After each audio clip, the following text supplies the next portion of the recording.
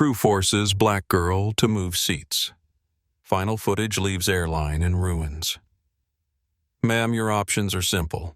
You can take the seat we are offering you in the main cabin, or you can be escorted off this aircraft by airport security. The choice is yours, but we need an answer now. These words were spoken not to a hijacker, not to a disorderly passenger, but to Dr. Gabrielle Wilson, a brilliant scientist holding a valid first-class ticket for the seat she was already sitting in. She had done nothing wrong, yet she was being given an ultimatum that would humiliate her in front of an entire plane. What Brandon Thomas, the lead flight attendant of MonarchAir Flight 447, didn't know was that this wasn't just a seating dispute. It was the beginning of the end for their airline, and it was all being recorded.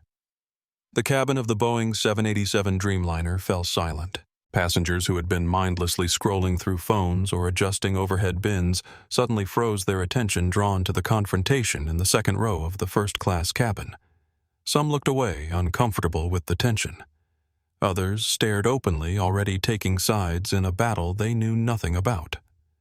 Brandon stood with his weight shifted to one hip name tag gleaming under the cabin lights, his practiced smile replaced by a look of impatience. His blue uniform was crisp, his authority unquestioned until now. Behind him, two other flight attendants hovered, watching with a mixture of professional concern and personal curiosity. Dr. Gabrielle Wilson hadn't moved. She remained seated, hands folded in her lap, her expression calm but resolute. The contrast was striking, the standing flight attendant looming over the seated passenger power dynamics on full display. Dr. Gabrielle Wilson felt the familiar satisfying click as her seatbelt fastened. The plush leather of Seat 3A in the first-class cabin of MonarchAir Flight 447 was a small but significant symbol of her success. This wasn't a luxury she took for granted. The daughter of a teacher and a postal worker from Detroit, every step of her life had been a climb. A Ph.D. in biomedical engineering from Johns Hopkins, a groundbreaking patent for a synthetic skin graft that was saving the lives of burn victims, and now a keynote speaker invitation to the prestigious West Coast Medical Innovation Summit in Los Angeles. This trip, this seat was earned. She was 34, impeccably dressed in a tailored navy blazer and dark jeans, her braided hair pulled back into an elegant bun. She exuded a quiet confidence, an aura of someone who belonged exactly where she was. She had meticulously booked this specific seat and aisle in the third row 3 months in advance. She liked the easy access and the slight bit of extra privacy it afforded. The pre-departure rituals began. A smiling flight attendant named Heather had already offered her a glass of champagne, which she'd accepted with a warm thank you. She'd stowed her carry-on, which contained the laptop with her presentation, in the overhead bin directly above her seat. Her noise-canceling headphones were resting on the empty seat beside her 3B, and she was reviewing her notes on a tablet. Her presentation on the revolutionary properties of her synthetic skin graft had been refined over weeks. The implications were enormous. A material that reduced rejection rates by 87% cut recovery time in half and could be produced at a fraction of the cost of current alternatives. It meant more lives saved, especially in developing countries where advanced burn treatments were often unavailable. Gabrielle's fingers swiped through slides showing microscopic images of skin cells bonding with the synthetic material. These weren't just clinical successes. They were stories of children who could grow up without disfigurement, of adults who could return to normal lives after devastating accidents. Each slide represented years of meticulous research, late nights in the lab, and the quiet determination that had defined her career. The soft hum of the cabin, the polite murmurs of other passengers, the clinking of glasses. It was a symphony of calm before a 5-hour flight from New York's JFK to LAX. She was engrossed in her slides, visualizing the auditorium, picturing the faces of her peers, when a shadow fell over her tablet screen. She looked up to see a couple in their late 50s, dressed in expensive but tasteless resort wear. The man, tall and red-faced, with a shock of silver hair, was pointing at her boarding pass on his phone, then at her seat. The woman, dripping in gold jewelry with a face pulled taut by cosmetic surgery, had a sour, impatient expression.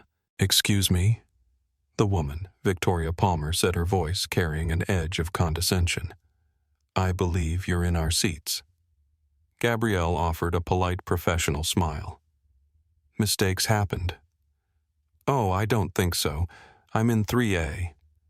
She held up her own boarding pass on her phone, clearly displaying her name, Dr. Gabrielle Wilson, and seat 3A. The man, Richard Palmer, scoffed, not even bothering to look at her screen. "Our passes say 3A and 3B. Victoria likes the aisle." He gestured impatiently at Gabrielle. "So you'll need to move." There was no hint of confusion, only a blunt command. Gabrielle's smile tightened slightly. "I think there must be a misunderstanding with the airline system. My pass says 3A and I was assigned this seat when I checked in. Perhaps you could speak with the gate agent or the flight attendant." Victoria Palmer let out an exaggerated sigh. "We don't have time for that. The flight is about to board completely. Just move. There must be another open seat you can take." The implication was clear. Her seat, her confirmed and paid-for space, was less important than their convenience. The calm symphony of the cabin had just hit its first discordant note. Richard tapped aggressively at his phone screen. "Look right here. 3A and B." He thrust the phone toward Gabrielle's face close enough that she had to lean back. The screen indeed showed a boarding pass for 3A under the name Richard Palmer. "I see that," Gabrielle said, maintaining her composure. "But I also have a confirmed assignment for this seat." She displayed her own boarding pass again. "This appears to be a duplicate booking issue. The airline will need to resolve it." Victoria's jewelry jangled as she shifted her weight impatiently. "Well, we're Platinum Elite members. We fly MonarchAir 20 times a year. I'm sure they'll resolve it in our favor, so you might as well move now." Several nearby passengers had begun to watch the exchange. A young man across the aisle glanced up from his phone, his eyes narrowing slightly as he observed the escalating tension. "Status doesn't override confirmed bookings," Gabrielle explained gently. "I'm a frequent flyer as well. Let's just have the flight attendant sort this out." Richard's face flushed deeper red. "Listen, I don't think you understand how this works. When there's a seating issue, it's first come, first served, and—" "Actually, sir," Gabrielle interrupted calmly, "airline policy typically honors the passenger with the earlier booking time in cases of duplicate assignments. I booked this seat 3 months ago." Victoria's eyebrows shot up, disappearing momentarily beneath her blonde bangs. 3 months. Who books that far in advance? That seems excessive. I had an important conference to prepare for. Gabrielle replied, her voice still even. Planning ahead is part of my professional approach. Richard's eyes darted around the cabin, seeking a flight attendant. This is ridiculous. We're holding up the entire boarding process.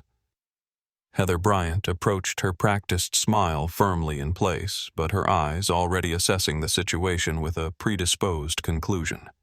She was in her late 50s, with a severe blonde bob and a permanently pinched expression, as if she'd just smelled something unpleasant. "Is there a problem here?" she asked, her gaze flicking from the well-dressed Palmers to Gabrielle and lingering for a fraction of a second too long. "Yes," Victoria Palmer said, her voice suddenly taking on a helpless, aggrieved tone. "This young woman is in my husband's seat 3A, and she's refusing to move. We just want to sit together." Heather turned to Gabrielle, her professional veneer already cracking. "Miss, can I see your boarding pass?" Gabrielle, maintaining her composure, showed Heather her phone. "As I explained to the couple, my pass clearly says 3A. I booked this seat months ago." Heather glanced at Gabrielle's phone, then at Richard Palmer's. His also said 3A. It was a classic airline overbooking glitch, a simple computer error. In a normal situation, the protocol was clear. Check the booking times, apologize profusely for the system error, and then find a suitable accommodation for the passenger who was booked later, often with a generous travel voucher as compensation. But Heather didn't check any booking times. She didn't consult a manifest. She made a calculation based on a lifetime of ingrained biases. She saw the Palmers, wealthy, white, and complaining loudly. She saw Gabrielle, a black woman, sitting alone, quietly holding her ground. In Heather's mind, the path of least resistance was clear. "Well," Heather said, turning her full attention to Gabrielle and completely ignoring the Palmers, "it seems there's been a duplication. This happens sometimes." Her tone was dismissive, as if explaining a complex concept to a child. "Mr. and Mrs. Palmer are traveling together and they need these 2 seats." Gabrielle's eyebrows rose. "I understand they want these seats. I have this seat. This is my confirmed assignment. The error, while unfortunate, is the airline's to resolve. It does not obligate me to give up my seat." She was a scientist. She dealt in facts and logic. The facts were on her side. Heather's thin smile vanished. "Miss, we're trying to get this flight out on time. It would be much simpler for everyone if you would just cooperate. We have a very nice seat for you in row 12. "Row 12, Gabrielle repeated incredulously. "Not even an economy plus a middle seat in the main cabin." The demotion was as swift as it was insulting. "I'm not moving to row 12. I paid for a first-class ticket and I reserved this specific first-class seat. I am not voluntarily downgrading because of a mistake your airline made." Across the aisle, a young man named Marco Rodriguez, a tech vlogger who filmed his travel experiences, discreetly angled his phone on his lap. He'd seen the Palmers' entitlement and Heather's immediate deference. Something about the quiet, unyielding dignity of the woman in 3A made him sense this was a moment that needed to be documented. He pressed record. Richard Palmer, seeing he had the flight attendant on his side, decided to assert his dominance. "Listen," he said, looking down at Gabrielle, "we've spent over $50,000 on MonarchAir flights this year alone. We're not just passengers, we're investors in this company's success." He gestured to his wife. "Victoria has a bad back. She needs the aisle seat for this 5-hour flight, and I need to sit next to her to help her if she needs anything." Victoria quickly adapted to this narrative, placing a hand dramatically on her lower back. "Yes, my condition requires frequent movement. It's actually a medical necessity." Heather nodded sympathetically. "You see, miss, this is why we need to make this accommodation." Gabrielle looked from Heather to Victoria to Richard, her expression unchanged. "If Mrs. Palmer has a documented medical need, I'm sure the airline has a record of it and would have assigned appropriate seating in advance. I sympathize with her condition, but that doesn't negate my confirmed booking." This wasn't the first time Gabrielle Wilson had faced this particular brand of dismissal. As the only black woman in her graduate program at Johns Hopkins, she'd endured countless moments of casual erasure professors addressing questions to her white male lab partners, administrators asking if she was in the right building, peers expressing surprise at her test scores. There was the conference in Boston where she'd been mistaken for housekeeping despite wearing a presenter badge. The hospital rounds where patients had asked to speak to the real doctor. The funding committee that had questioned whether her research was too ambitious for her level of experience only to approve similar grants for less qualified colleagues. Each time she'd swallowed the insult, smiled politely, and worked twice as hard to prove her worth. Each time she'd told herself that success would be the best revenge, that changing the system required working within it. Each time a small piece of her dignity had been chipped away, until the day her mother, Eleanor Wilson, had been hospitalized with pneumonia. Gabrielle had flown home immediately, rushing to Detroit General, still wearing her lab coat. She'd found her mother's room and discovered her lying alone, unattended, despite pressing the call button repeatedly for pain medication. "They don't see me, baby," Eleanor had whispered, her breathing labored. "They look right through me like I'm not even here." Something had shifted in Gabrielle that day. Standing beside her mother, a woman who had spent 30 years teaching in Detroit's toughest schools, who had never missed a parent-teacher conference or a bill payment, who had sacrificed everything for her daughter's education, she'd made a promise. "I see you, Mom," she'd said, gripping Eleanor's hand. "And I promise you I will never again let anyone pretend I'm invisible. Not for convenience, not for comfort, not for anything." Now sitting in seat 3A with 3 pairs of expectant eyes on her, Gabrielle remembered that promise. She thought about the thousands of dollars she'd paid for this ticket, about the countless times she'd moved, accommodated, apologized for taking up space. About how, in this moment, the Palmers and Heather Bryant weren't seeing Dr. Gabrielle Wilson, award-winning biomedical engineer. They were seeing an inconvenience, an obstacle, someone who should gratefully accept less than what she'd paid for. And she decided not today, not in seat 3A, not ever again. "I need to be clear," Gabrielle said, her voice controlled but firm. "I am not moving from this seat. I have a valid ticket I booked months in advance, and this is where I will be sitting for this flight." Richard Palmer's face darkened. "Do you know who I am? I'm on a first-name basis with 3 MonarchAir vice presidents. One phone call from me, and Sir Gabrielle interrupted. Who you know is irrelevant to the fact that I have a confirmed seat assignment." Victoria stepped closer, her voice dropping to a stage whisper that managed to carry to nearby rows. "This is what's wrong with people these days. No respect for status, no understanding of hierarchy." By now other passengers were openly watching. Some looked uncomfortable, others annoyed at the delay. A few were glancing between Gabrielle and the Palmers with expressions of concern. Heather's smile had completely disappeared. "Miss Dr. Wilson." Gabrielle corrected her calmly. "My boarding pass and ID both say doctor." "Gabrielle Wilson. I've earned that title." Heather blinked momentarily, thrown off script. "Dr. Wilson, then. The fact remains that we need to resolve this situation quickly. The Palmers are valued customers, and as am I," Gabrielle stated. "I fly Monarch Air regularly for conferences. Not at our level. Clearly," Victoria muttered loud enough for several rows to hear. "Platinum Elite means something." A voice came over the intercom. "Ladies and gentlemen, this is Captain Edward Reynolds. We're currently showing a slight delay in our departure time due to a seating issue. We appreciate your patience as our crew resolves this matter." The announcement drew collective sighs and murmurs from the cabin. A businessman 3 rows back called out, "Come on, just sort it out and let's go." Heather glanced nervously at her watch. "Dr. Wilson, please.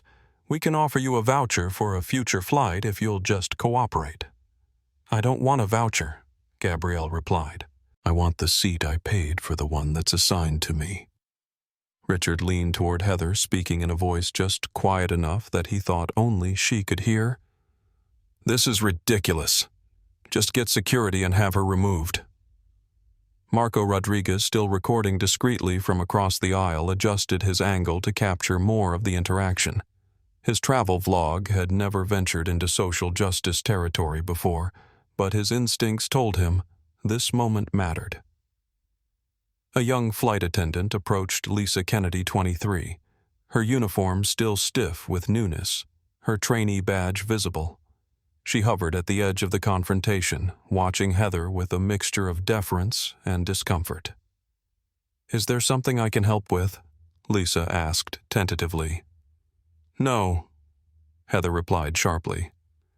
"I have this under control. Go check if everyone in rows 10 through 15 has boarded." Lisa hesitated, her eyes meeting Gabrielle's briefly before she nodded and retreated. Victoria Palmer had pulled out her phone and was typing furiously. "I'm messaging Thomas Wilkins right now. He's the customer service director for the entire East Coast division." "By all means," Gabrielle said. "Perhaps he can explain why your booking from 2 weeks ago is being prioritized over my booking from 3 months ago." Victoria's fingers froze over her screen.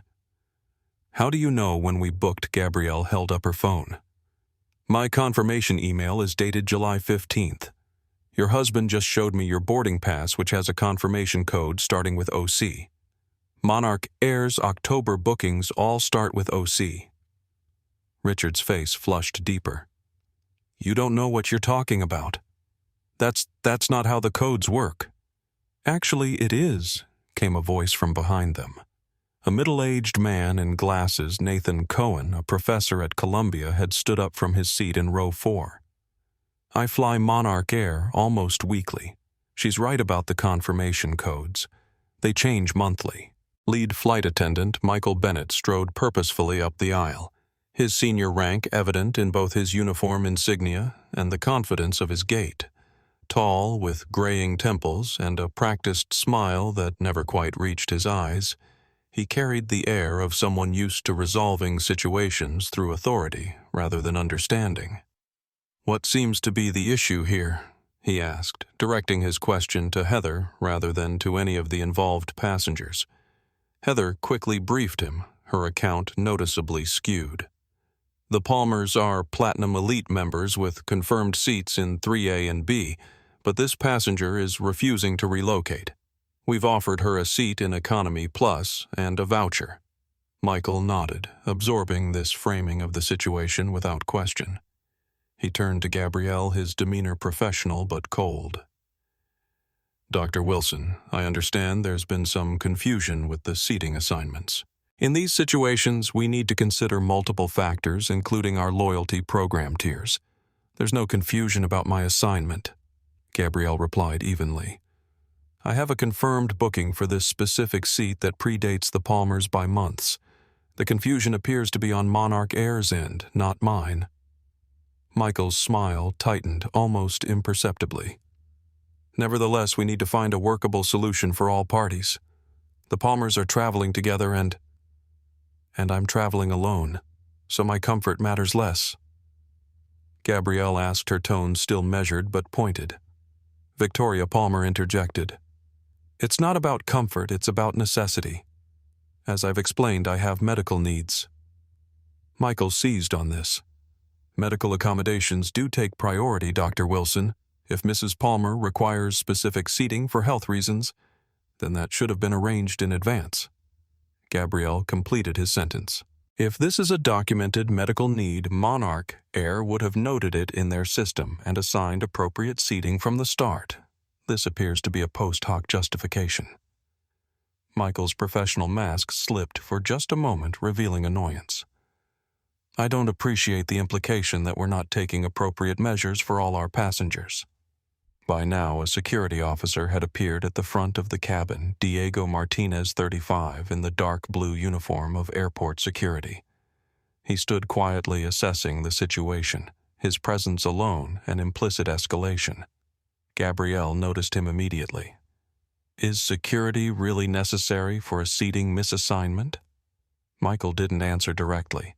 Instead, he lowered his voice and leaned closer to Gabrielle. "Dr. Wilson, I'm trying to find an amicable resolution here. The Palmers are longtime customers with our airline and we value their loyalty. Surely you can understand the position we're in." "I understand perfectly," Gabrielle replied. "You're choosing to honor status over fairness, convenience over contract. My position remains unchanged. I have a valid ticket for this seat and I will not voluntarily give it up." Richard Palmer stepped closer, invading the small bubble of space around Gabrielle's seat. "This is outrageous. We've been standing here for 15 minutes because of her stubbornness." "Sir, please step back," Gabrielle said firmly. "You're in my personal space." Michael placed a hand lightly on Richard's shoulder, guiding him back slightly before turning again to Gabrielle.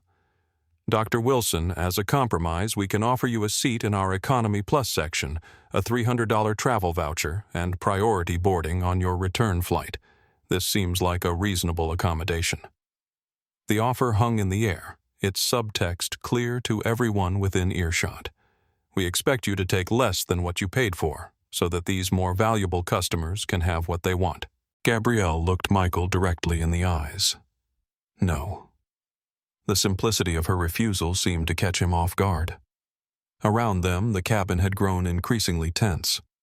Other passengers were whispering to each other, some filming discreetly with their phones.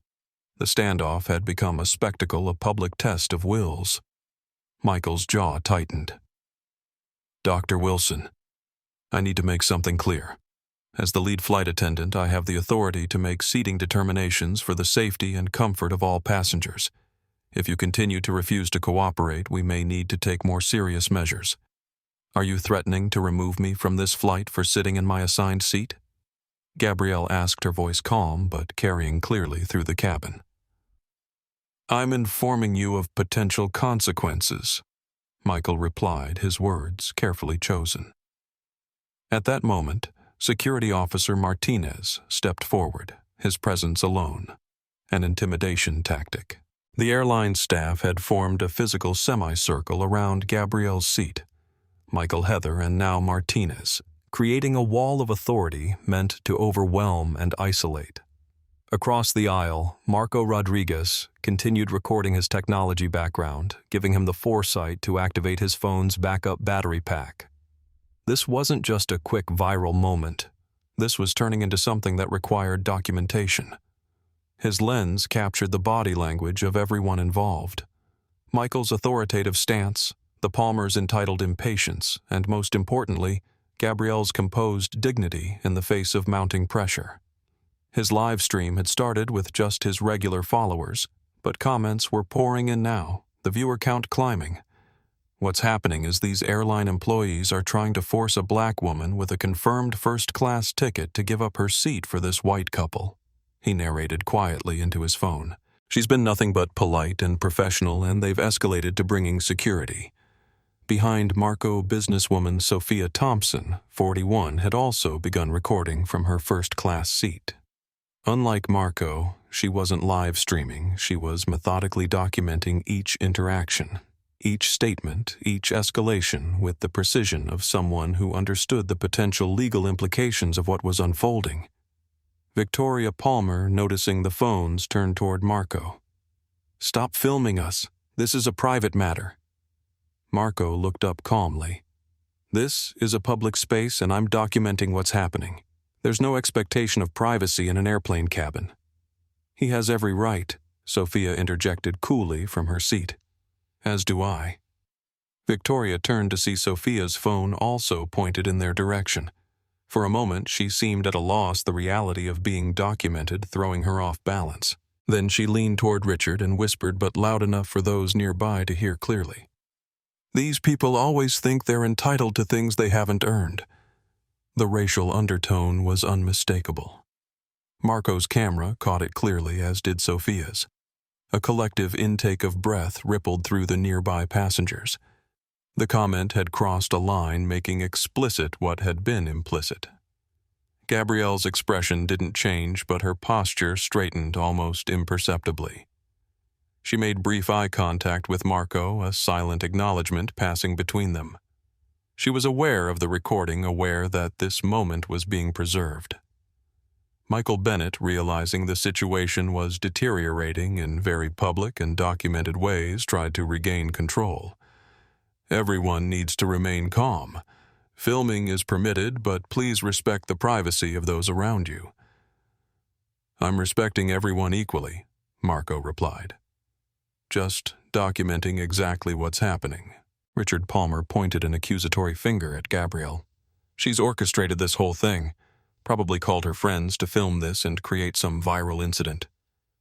We're the victims here." Sophia Thompson lowered her phone briefly.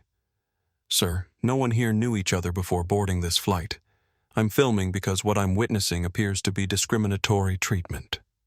"Discriminatory?" Victoria sputtered. "That's absurd. This has nothing to do with—" She cut herself off, perhaps finally recognizing the dangerous territory she was entering. But the damage was done.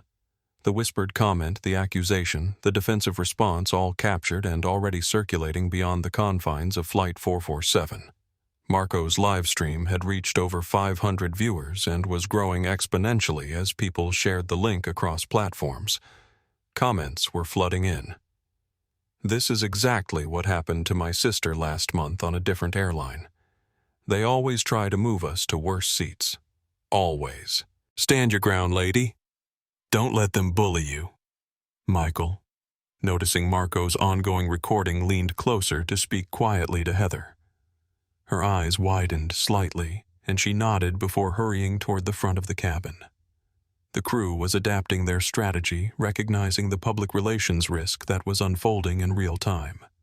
Security Officer Martinez shifted uncomfortably, clearly recognizing that this was not a security issue, but a customer service dispute that had been inappropriately escalated. His presence alone had transformed a seating disagreement into something that looked to any observer like intimidation. Lisa Kennedy had returned to the scene, tablet in hand. While the confrontation continued, she had quietly used her training access to look up the booking details that no one else had bothered to verify. What she found confirmed exactly what Gabrielle had stated. Her booking timestamp predated the Palmers by nearly 3 months. With nervous determination, the trainee approached Michael and whispered urgently in his ear, "Sir, I checked the system. Dr. Wilson's booking was made on July 15th. The Palmers' booking was made on October 2nd. According to protocol, the earlier booking takes precedence in duplicate assignments." Michael turned to her, his expression hardening. "Lisa, this isn't your concern. Return to your duties in the main cabin." Lisa hesitated, visibly uncomfortable with the dismissal of factual information. "But sir, our training manual specifically states that in cases of duplicate seating assignments, the passenger with the earlier booking time has priority unless there are documented medical needs submitted in advance." Lisa, Michael hissed, "Stay in your lane.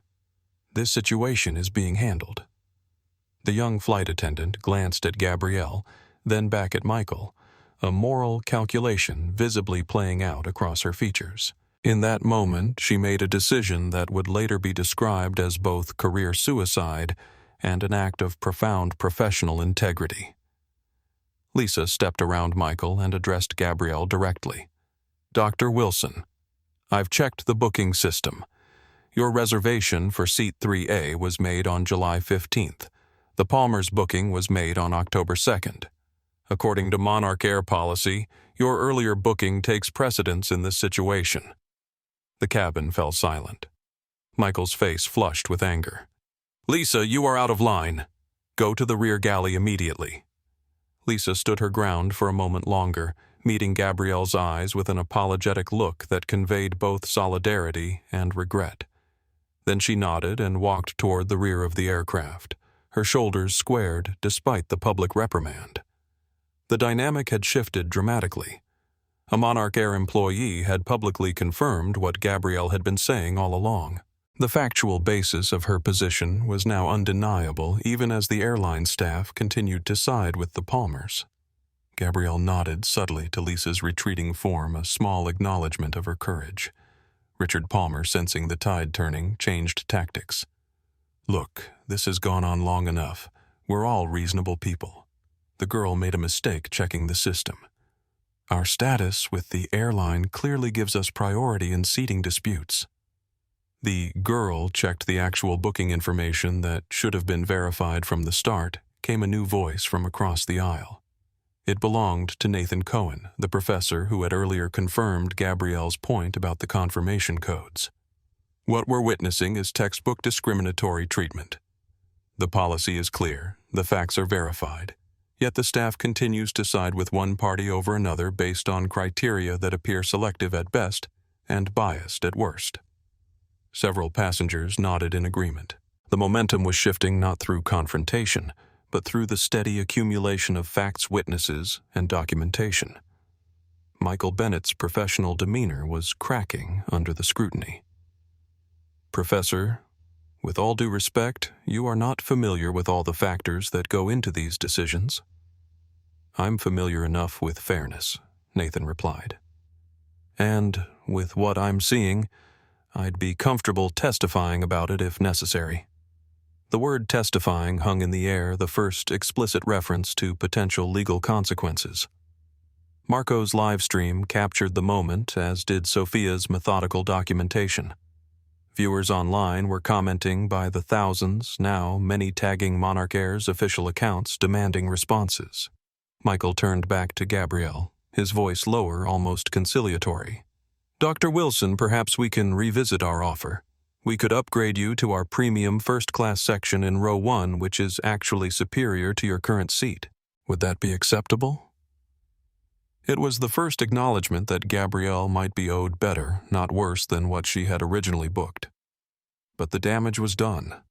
The contrast between the initial offer of a downgrade to economy and this sudden upgrade proposal only highlighted the arbitrary nature of the airline's approach.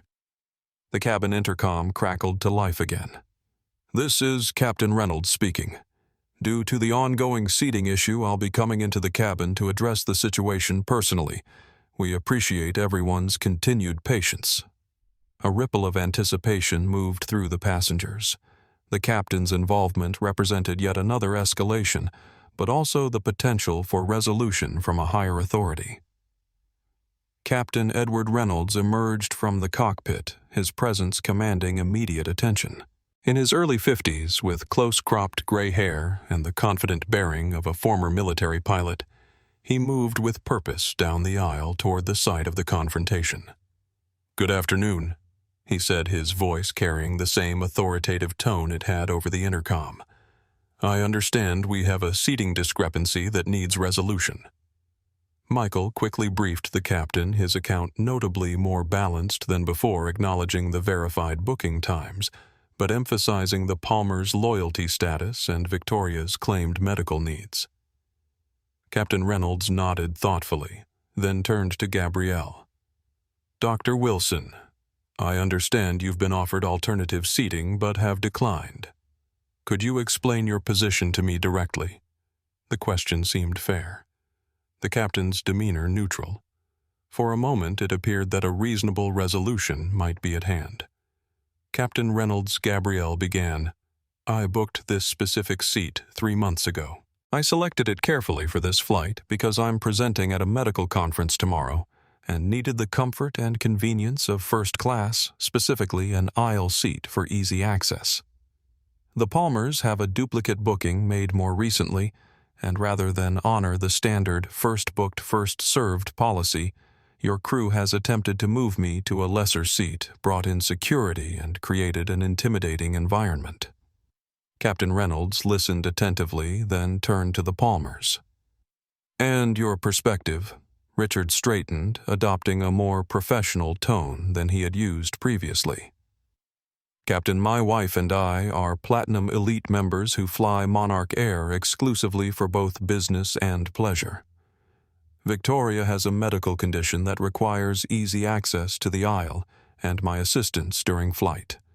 We booked these specific seats for that reason." "Did you request special accommodation when booking?" the captain asked. Victoria hesitated. "Not formally, but our status usually ensures our seating preferences are respected."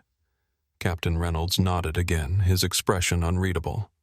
He glanced at the growing number of passengers recording the interaction, at Michael's tense posture, at Security Officer Martinez's uncomfortable stance, and finally back at Gabrielle, who sat calmly waiting for his decision. "I've heard both perspectives," he said finally. "Here's what we're going to do." The cabin held its collective breath. Dr. Wilson will be moved to another seat to accommodate the Palmers. A murmur of disbelief rippled through the cabin. After everything, the verified earlier booking, the trainee's confirmation, the witnesses, the captain was still siding with the Palmers. Gabrielle's composure didn't waver, but her eyes reflected disappointment and resolve. "May I ask the rationale behind this decision, Captain? Your own airline policy states that the earlier booking takes precedence." Captain Reynolds' expression hardened slightly. "In my capacity as captain, I have final authority over all matters on this aircraft, including seating arrangements. While policy provides guidelines, safety and operational efficiency are my primary concerns. The Palmer's status with our airline and Mrs. Palmer's medical considerations take priority in this instance. The nakedness of the favoritism was stunning in its brazenness. Despite all evidence, despite public documentation, despite the clear policy, those with privilege were being protected while rules were being selectively enforced." "Dr. Wilson," the captain continued his tone, leaving no room for further discussion. "You have 2 minutes to gather your belongings and move to the seat being offered, or we will be forced to have you removed from this flight." The ultimatum hung in the air, heavy and consequential. Marco's live-stream viewer count had surpassed 2,000. Comments were flooding in, many expressing outrage at what they were witnessing. Captain Reynolds turned to go, apparently considering the matter settled. But before he could take more than a step, Gabrielle's voice stopped him. "Captain Reynolds," she said, her tone respectful but unyielding. "I want to be very clear about what's happening here. I have documentation that I booked this seat months in advance. I have witnessed your employee confirm this fact. I have declined lesser accommodations because I purchased this specific seat, and I have the contractual right to occupy it. If you choose to have me removed from this flight for sitting in my assigned seat, that is your decision, but I want everyone present to understand exactly what is occurring." The cabin had gone completely silent. Every eye was on the standoff between the composed scientist and the airline captain. It was a moment of crystalline clarity where the abstract concepts of fairness, authority, and dignity became startlingly concrete. As Captain Reynolds and the crew awaited her response, Gabrielle faced the most consequential decision of this confrontation. Would she capitulate, accepting less than what she had paid, for less than what she was entitled to, or would she hold her ground, knowing the potential consequences being removed from the flight, missing her conference presentation, becoming the center of a public incident? In that moment, a memory surfaced with vivid clarity. She was 16 again, sitting in her mother's kitchen in Detroit, while Eleanor Wilson reviewed her college applications. "Baby, you've got to understand something," her mother had said, looking up from the stack of forms. "In this life, there will be people who expect you to be grateful just for being allowed in the room. They'll expect you to accept less to be satisfied with crumbs from the table, to stay quiet when you're wronged." Eleanor's eyes had been fierce with protective love. "But you remember this. Your dignity is not negotiable. Not for convenience, not for comfort, not for anything. The moment you start accepting less than what you're owed is the moment they win." That lesson had carried Gabrielle through years of subtle and not so subtle dismissals, through every space where she'd been made to feel like an interloper rather than a rightful participant. It had guided her response to colleagues who attributed her success to quotas rather than brilliance, to conference organizers who mistook her for support staff, to every instance where someone had expected her to step aside to make herself smaller for their convenience. In the pressurized cabin of Flight 447, surrounded by witnesses both present and virtual, Dr. Gabrielle Wilson made her decision. She reached for her phone and with deliberate calm placed a call on speaker. Jennifer Patterson's office came a crisp, professional voice. "Jennifer, it's Gabrielle Wilson.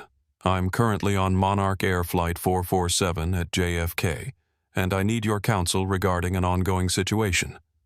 The name Jennifer Patterson meant nothing to most people in the cabin, but Captain Reynolds' subtle shift in posture suggested he recognized it. Jennifer Patterson was one of the most respected aviation attorneys in New York, known for her successful representation of passengers in discrimination cases against airlines. "I'm on speaker," Jennifer asked. "Yes, I'm sitting in my assigned first-class seat 3A, which I booked 3 months ago. The crew is attempting to make me move to accommodate another passenger who booked the same seat more recently. They've escalated to bringing security on board, and the captain has just threatened to have me removed if I don't comply within 2 minutes. Multiple passengers are recording this interaction." There was a brief pause. "Are they claiming any safety rationale for moving you specifically rather than the more recently booked passenger?" "No. They've cited the other passenger's loyalty status and an unverified medical need that wasn't documented during booking." I see Jennifer's voice was measured, professional. "You should know that FAA regulations prohibit discriminatory practices in seating assignments. MonarchAir's own contract of carriage states that in cases of duplicate bookings, the earlier booking takes precedence absent safety concerns. The recordings by other passengers are legal in a public space like an aircraft cabin. Should they remove you from this flight for refusing to give up your properly assigned seat, you would have substantial grounds for both a civil claim and a DOT complaint." Captain Reynolds's jaw tightened visibly. This was no longer just a difficult passenger. This was a passenger who understood her rights and had immediate access to legal representation. "Thank you," Jennifer Gabrielle said. "I'll keep you updated on how this resolves." She ended the call and looked calmly at Captain Reynolds. "I will not be moving.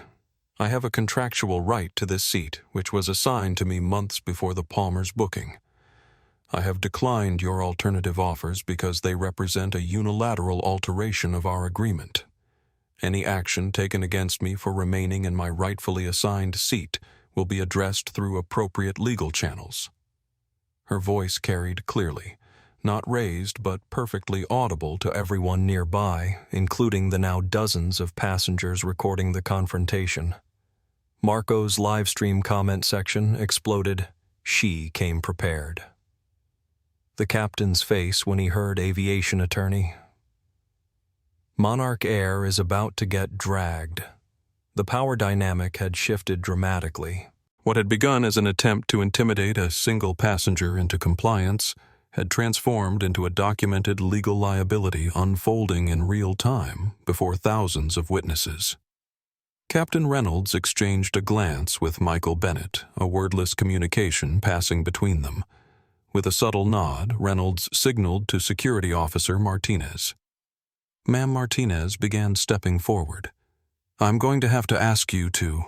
I'm live streaming this to over 3,000 people right now," Marco announced, clearly holding up his phone. "Everything that happens next will be viewed by thousands, possibly millions." "I'm recording as well," Sophia Thompson added, "as are at least 7 other passengers that I can see." Martinez hesitated, visibly uncomfortable with his role in this escalating situation.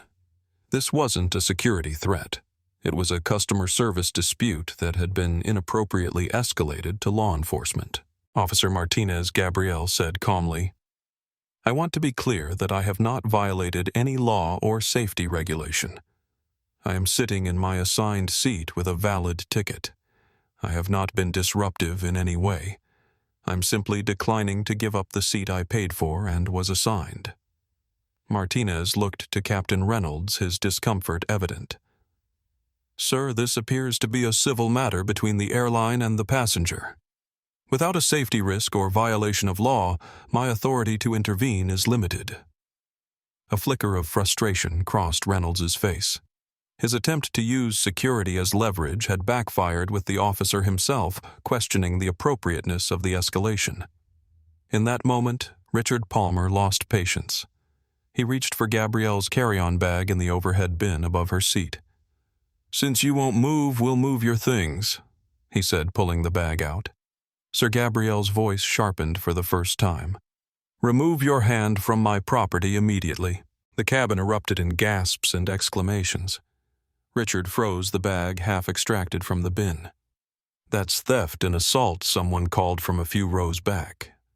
Officer Martinez immediately stepped forward. "Sir, you cannot touch another passenger's belongings. Put the bag back now." Richard's face flushed deep red. Slowly he pushed the bag back into the overhead compartment. The moment was captured clearly on dozens of phones, the entitled aggression immortalized in digital form. Victoria Palmer, seeing the situation deteriorating, attempted damage control. "My husband was just trying to help resolve this situation. We've been standing here for nearly 30 minutes by attempting to remove someone else's property," Nathan Cohen asked incredulously. "That's not helping. That's intimidation." The confrontation had crossed a critical threshold. What had been a verbal dispute had now involved an attempt at physical intimidation. The recordings would show not only the airline's preferential treatment, but also the escalation to near physical confrontation, all directed at a woman whose only offense was sitting in her assigned seat. Captain Reynolds, recognizing that the situation had spiraled beyond his control, made a critical decision. He stepped back into the aisle and addressed the cabin at large.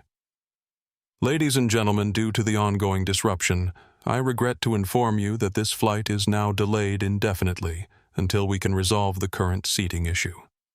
I apologize for the inconvenience." The announcement was met with groans and protests from passengers who had been sitting patiently through the extended boarding process. The captain had effectively made Gabrielle responsible for delaying the entire flight, a classic pressure tactic designed to turn public opinion against her. "This is ridiculous," called a businessman from row 7. "We're going to miss our connections because of a seat dispute." "It's not a seat dispute," Marco countered loudly, still recording. "It's about an airline trying to force someone out of the seat she paid for because they double-booked it and are favoring certain customers over others." The cabin divided rapidly, some passengers directing their frustration at Gabrielle for causing the delay, others recognizing and calling out the injustice of the situation. "Just move so we can go," someone shouted from the back. "Why should she move?" "It's her seat," came another voice in response. Captain Reynolds watched the divisions form with a calculated expression. This was precisely the outcome he had anticipated, using the collective pressure of delayed passengers to force Gabrielle's compliance. But as the protests continued, TSA Supervisor Andrea Ramirez appeared at the front of the cabin, summoned by airport operations due to the unusual delay. In her mid-40s, with a no-nonsense demeanor and the unmistakable authority of federal credentials, she surveyed the scene with practiced efficiency. "Captain Reynolds," she said, approaching the group at row 3, "we've received reports of an extended boarding disruption. Can you brief me on the situation?" Reynolds explained the seating conflict, noticeably emphasizing the delay to operations while downplaying the discriminatory aspects that had been captured on dozens of recordings. Ramirez listened impassively, then turned to Gabrielle. "Ma'am, may I see your boarding pass, please?" With the same composure she had maintained throughout, Gabrielle displayed her boarding pass on her phone. Ramirez examined it, then asked to see the Palmer's passes as well. After reviewing both, she stepped back and addressed Captain Reynolds. "Captain, this appears to be a duplicate booking issue, not a security matter. TSA has no jurisdiction over seating assignments unless there's a legitimate security threat, which I'm not seeing here. This is a matter for MonarchAir to resolve according to its own policies and the contract of carriage." She turned to Officer Martinez. "Diego, unless there's a safety or security issue I'm not aware of, this doesn't require TSA or airport security presence." Martinez nodded clearly, relieved to be removed from the situation. "That was my assessment as well, Supervisor." The captain's strategy had backfired spectacularly. Not only had security refused to remove Gabrielle, but a TSA supervisor had now publicly identified the dispute as a contractual matter rather than a security issue, implicitly validating Gabrielle's position that she was being asked to give up her rightful seat without legitimate cause. The cabin had fallen silent, all eyes on this new development. Marco's live stream count had surpassed 10,000 viewers. The comments were flying by almost too fast to read, but the sentiment was overwhelmingly supportive of Gabrielle and critical of MonarchAir. Ramirez addressed the captain again. "I recommend resolving this according to your airline's established policies for duplicate bookings, Captain. TSA needs to be notified immediately if there are actual security concerns, but not for customer service matters." With that, she nodded to Gabrielle and the Palmers, then made her way back up the aisle, followed by Officer Martinez. Their departure marked the removal of the implied threat of force that had hung over the confrontation. Captain Reynolds stood rigid, his authority publicly undermined, his tactics exposed. The calculated pressure he had attempted to apply had collapsed, leaving him with rapidly diminishing options. The departure of TSA Supervisor Ramirez and Officer Martinez created a momentary vacuum in the confrontation. The official enforcement presence that had loomed over Gabrielle was gone, removing the immediate threat of physical removal from the aircraft. This shift in dynamics was palpable throughout the cabin. Captain Reynolds, his face tight with suppressed anger, turned to Michael Bennett. "Get Lisa Kennedy up here, now!" Michael hurried toward the rear galley, returning moments later with the trainee flight attendant. Lisa's face was pale but determined as she approached. "Ms. Kennedy," the captain said, his voice clipped, "you accessed our booking system earlier and made certain claims about the reservation timestamps. I need you to verify that information again officially for the record." Lisa straightened her shoulders, acutely aware that every word was being recorded by multiple passengers. "Yes, sir. I checked the booking history for seat 3A. Dr. Wilson's reservation was made on July 15th at 10:42 a.m. The Palmer's reservation was made on October 2nd at 3:17 p.m. And what does the MonarchAir policy manual state about duplicate bookings?" Reynolds pressed his tone, suggesting he already knew the answer. Lisa swallowed, but maintained her composure. Section 4.3 of the Passenger Service Manual states that in cases of duplicate seat assignments, priority is given to the passenger with the earlier booking timestamp, unless there are documented safety considerations or pre-registered medical accommodations. "Were there any pre-registered medical accommodations for Mrs. Palmer on this flight?" the captain asked. "No, sir. There are no medical accommodations or special requests noted in the Palmer's reservation." A murmur rippled through the watching passengers. The airline's own employee had just publicly confirmed that by MonarchAir's explicit policy, Gabrielle was entitled to the seat she occupied. For a moment, no one spoke. The tension in the cabin was thick enough to cut with a knife. Then, unexpectedly, Lisa Kennedy continued speaking. "Captain Reynolds, I feel I should also note that I've reviewed the passenger manifest 3 times today as part of my training exercises. The duplicate booking of seat 3A wasn't present in the system until approximately 90 minutes before boarding. It appears to have been a last-minute change rather than a long-standing duplicate reservation. This new information sent another ripple of reaction through the cabin. Marco zoomed his camera in, slightly ensuring this critical testimony was clearly captured on his live stream. "That will be all, Ms. Kennedy," Captain Reynolds said, his tone glacial. "Return to the rear galley and await further instructions."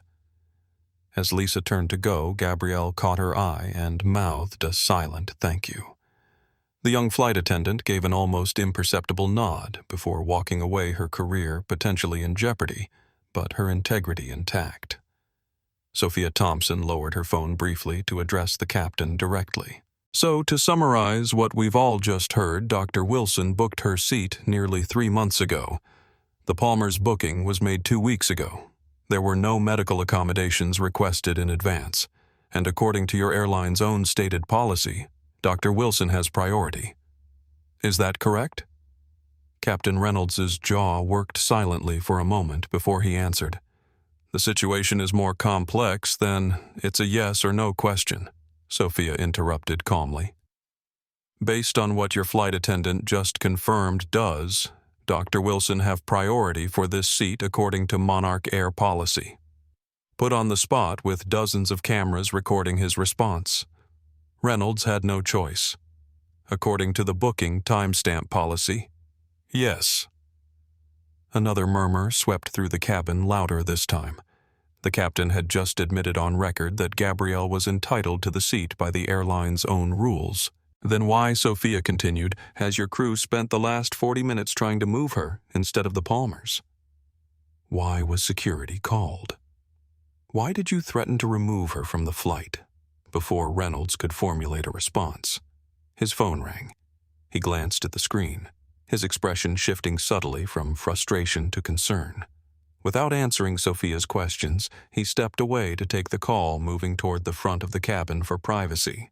The Palmers, who had been silent during this exchange, now stood awkwardly in the aisle, their position increasingly untenable. Victoria's medical necessity claim had been exposed as fabricated. Their priority claim based on loyalty status had been undermined by the airline's own policy. The public opinion in the cabin had shifted decisively against them. Richard Palmer, sensing the changing tide, attempted to save face. "This has gone on long enough. We'll take seats elsewhere." But Victoria wasn't ready to concede. "This is outrageous. We've been Platinum Elite members for 8 years. We spend thousands of dollars with this airline. That should count for something." "It does," Gabrielle replied, breaking her silence. "It counts for excellent service, priority boarding, free checked bags, and all the other benefits of your loyalty program. What it doesn't count for is the right to take something that belongs to someone else." The simple truth of this statement resonated throughout the cabin. Several passengers nodded in agreement. MonarchAir's loyalty program, like all such programs, offered many privileges, but it didn't override basic fairness or contractual agreements. While the confrontation continued in the cabin of Flight 447, the digital documentation of the incident was spreading across the internet at an exponential rate. Marco Rodriguez's livestream, which had begun with just his travel vlog followers, had now reached over 50,000 concurrent viewers. The hashtag #Seat3A was trending on Twitter with clips from the stream being shared and commented upon by thousands. "This is in real time, people," Marco narrated quietly to his audience. "We're watching as MonarchAir staff tried to force Dr. Wilson out of her rightfully assigned seat, called security on her, and threatened to remove her from the flight. All because they gave priority to these other passengers despite their own policy saying Dr. Wilson should keep her seat." Comments flooded the stream. "This is exactly what happened to my cousin on MonarchAir last month. I'm canceling my MonarchAir credit card right now. She's so calm. I would have lost it by now. At MonarchAir, your stock is dropping while we watch this." Literally. Indeed, as the live stream gained traction, financial news sites had picked up the story. MonarchAir's stock had begun to dip as traders anticipated the public relations disaster that was unfolding. Business analysts were already speculating about the potential damage to the airline's reputation and bottom line. Major news outlets had noticed the trending topic and were reaching out to Marco through the live stream comments requesting permission to use his footage in their coverage. Several had dispatched reporters to JFK to await the resolution of the situation.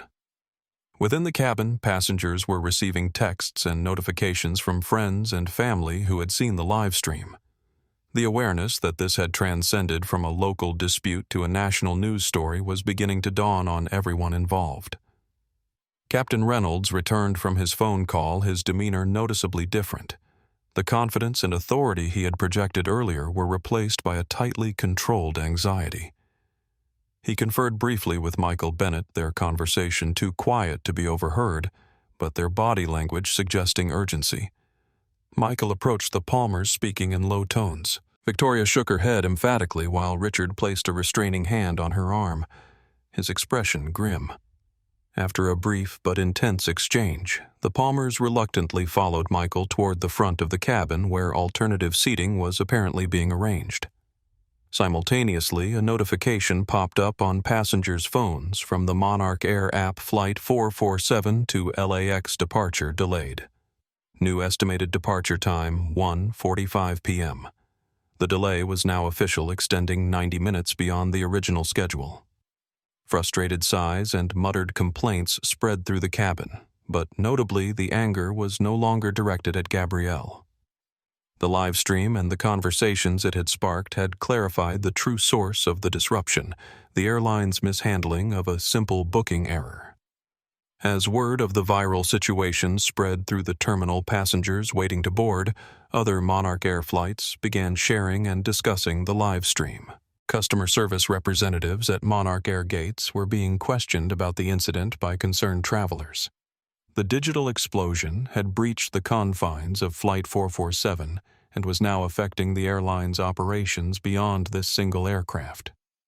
Inside the corporate headquarters of MonarchAir, the crisis management team had assembled in emergency session. CEO Julia Blackwell watched the live stream footage with growing horror, recognizing the severity of what was unfolding. How did this escalate to security involvement, she demanded of her executive team.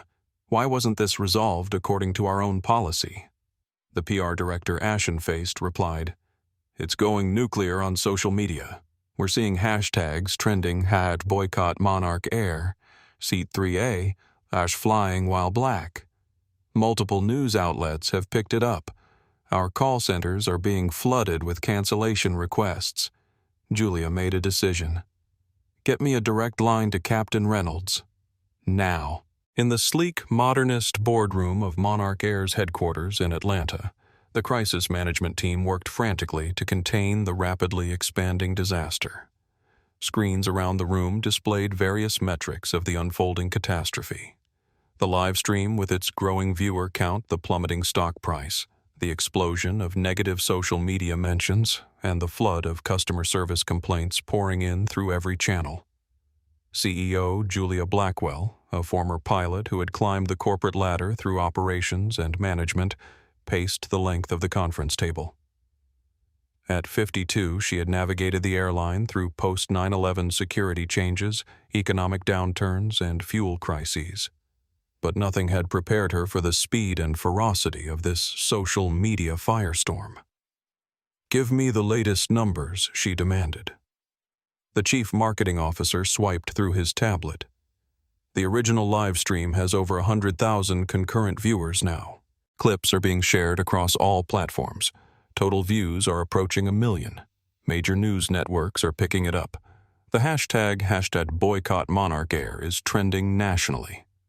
Stock price. The CFO grimaced. Down 7% and falling. Trading volume is spiking. Investors are getting nervous.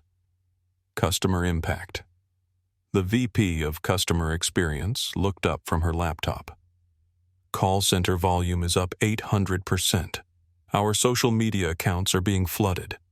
We're seeing a significant spike in refund and cancellation requests, especially for flights today and tomorrow.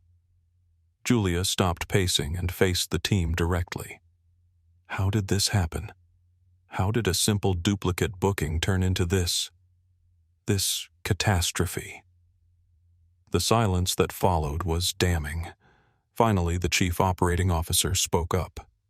"Initial reports suggest Captain Reynolds and the cabin crew gave preferential treatment to the Platinum Elite passengers, despite our own policy clearly favoring the passenger with the earlier booking. When she refused to move, they escalated to security involvement rather than following protocol. And nobody thought to simply check the booking timestamps," Julia asked incredulously. "A trainee flight attendant did," the COO replied. "She confirmed the earlier passenger had priority according to policy but was apparently dismissed by the senior crew. A trainee was the only one who followed basic procedure." Julia's voice rose in disbelief. Where was the oversight? Where was the accountability? The room fell silent again.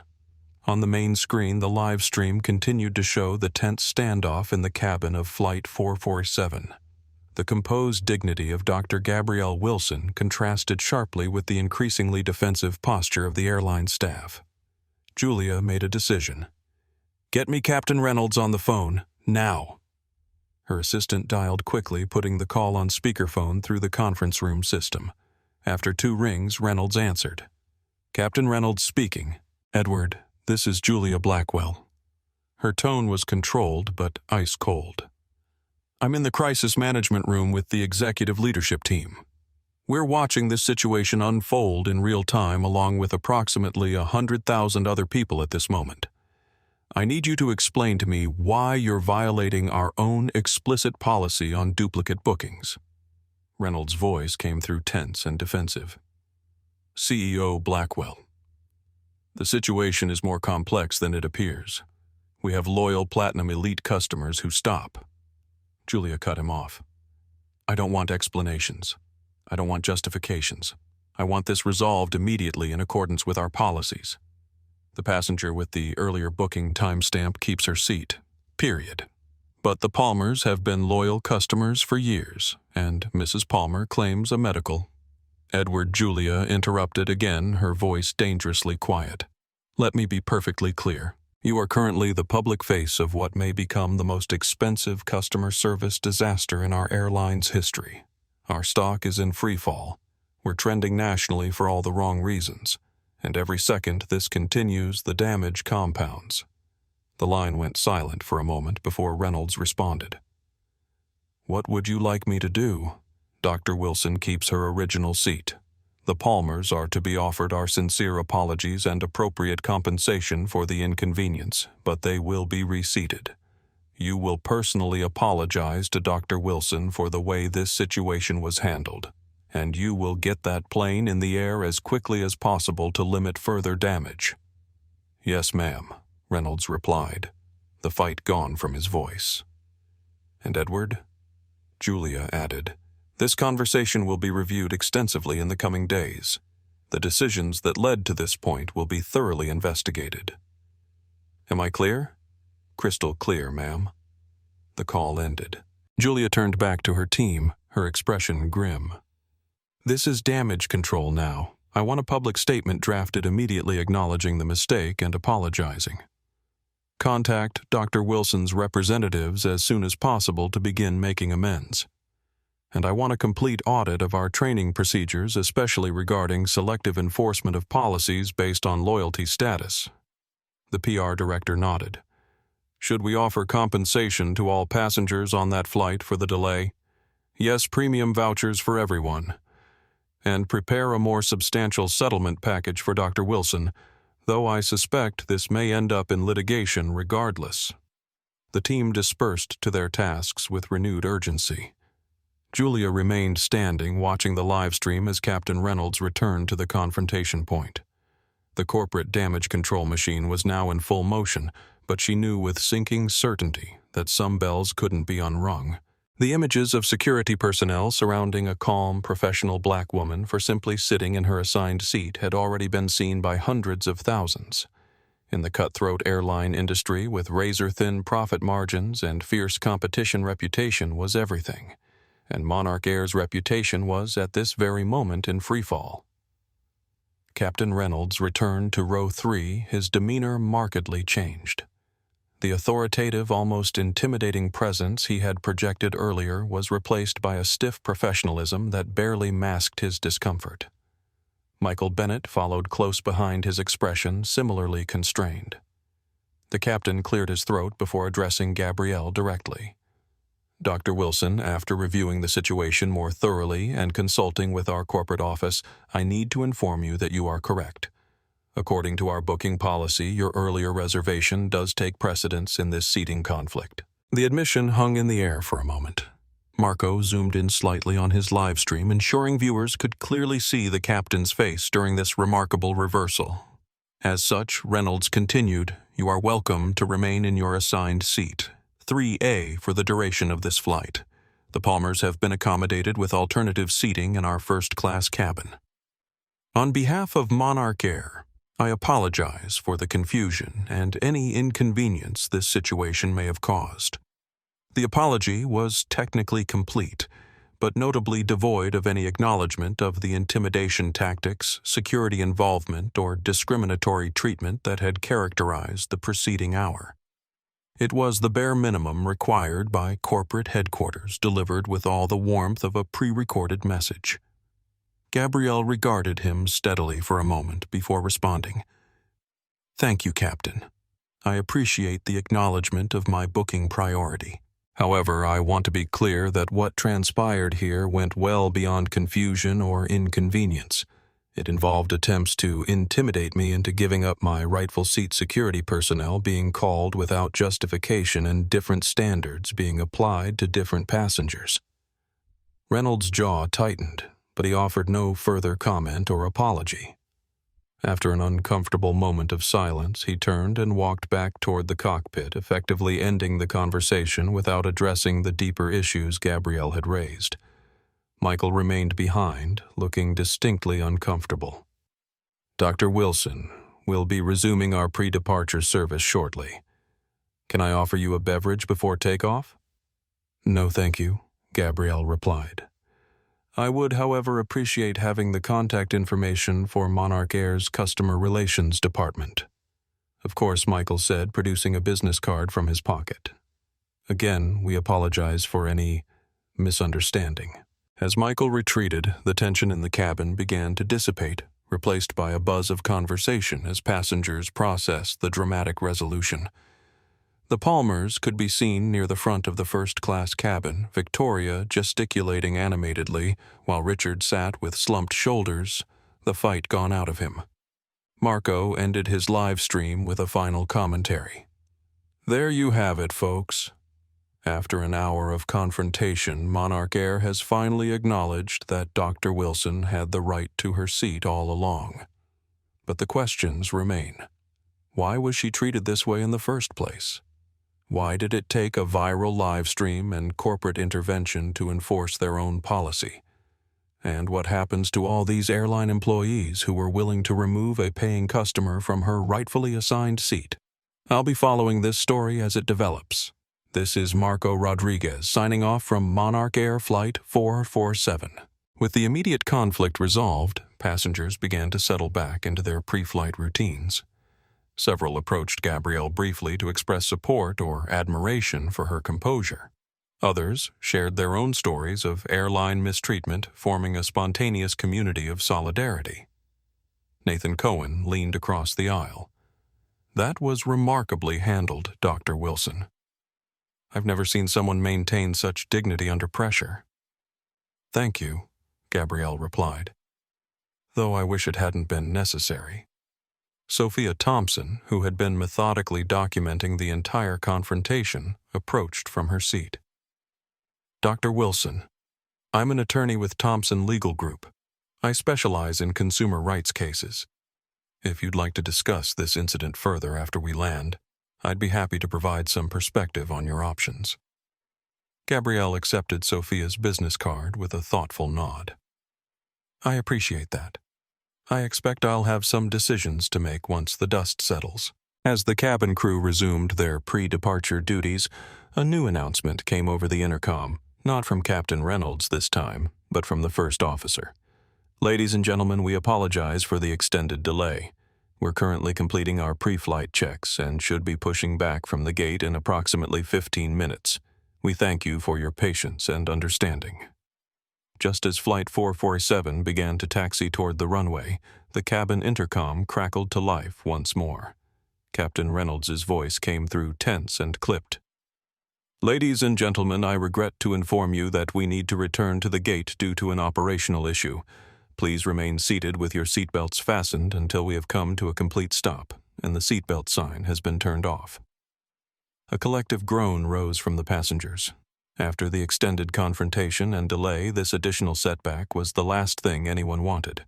Speculation rippled through the cabin about technical problems or weather issues, as the aircraft slowly turned and began making its way back to the terminal. First Officer Sarah Jenkins emerged from the cockpit and approached the lead flight attendant, Michael Bennett. Their hushed conversation was brief but intense, with Michael's expression shifting from confusion to disbelief. When they reached the gate, the seatbelt sign remained illuminated. Captain Reynolds' voice came over the intercom again. "Ladies and gentlemen, I've been instructed by MonarchAir Corporate Operations to temporarily deplane certain passengers for a special consultation. When I call your name, please gather your belongings and proceed to the front of the aircraft. Dr. Gabrielle Wilson." A murmur of confusion and concern spread through the cabin. After everything that had transpired, Gabrielle was being asked to leave the aircraft. "Mr. and Mrs. Richard Palmer," the captain continued. The confusion intensified. Both parties in the seating dispute were being deplaned. Marco immediately resumed recording. "They're removing both Dr. Wilson and the Palmers from the flight. After all this, they're actually taking her off the plane." Gabrielle sat motionless for a moment, processing this new development. Then, with the same calm dignity she had maintained throughout the confrontation, she gathered her belongings and stood. As she moved into the aisle, several passengers reached out to touch her arm or shoulder in gestures of solidarity. "This isn't right, Nathan," Cohen said loudly. After acknowledging she was entitled to her seat, "They're still removing her." The Palmers were already making their way to the front, Victoria's face flushed with indignation, Richard's with embarrassment. As Gabrielle followed them up the aisle, a remarkable thing happened. Passengers began to stand as she passed. It wasn't a coordinated protest or a planned demonstration. It was a spontaneous expression of respect and solidarity. One by one, then, in small groups, passengers rose from their seats, not blocking the aisle, but standing in place, bearing witness to what was happening. Lisa Kennedy, the trainee flight attendant who had confirmed Gabrielle's booking priority earlier, caught her eye as she passed the rear galley. "I'm so sorry," she whispered just loudly enough for Gabrielle to hear. Gabrielle nodded in acknowledgement of both the apology and the courage it had taken for Lisa to speak up earlier. That small act of integrity had been a crucial turning point in the confrontation, providing official confirmation of what Gabrielle had been stating all along. As she reached the front of the aircraft, a MonarchAir representative waited at the door. Not a gate agent, but Danielle Foster, the station manager for JFK, hastily dispatched from her office to handle the high-profile incident. Her expression was professionally neutral, but her eyes conveyed the gravity of the situation. Dr. Wilson. Mr. and Mrs. Palmer, please follow me. We have a private room where we can discuss this matter further.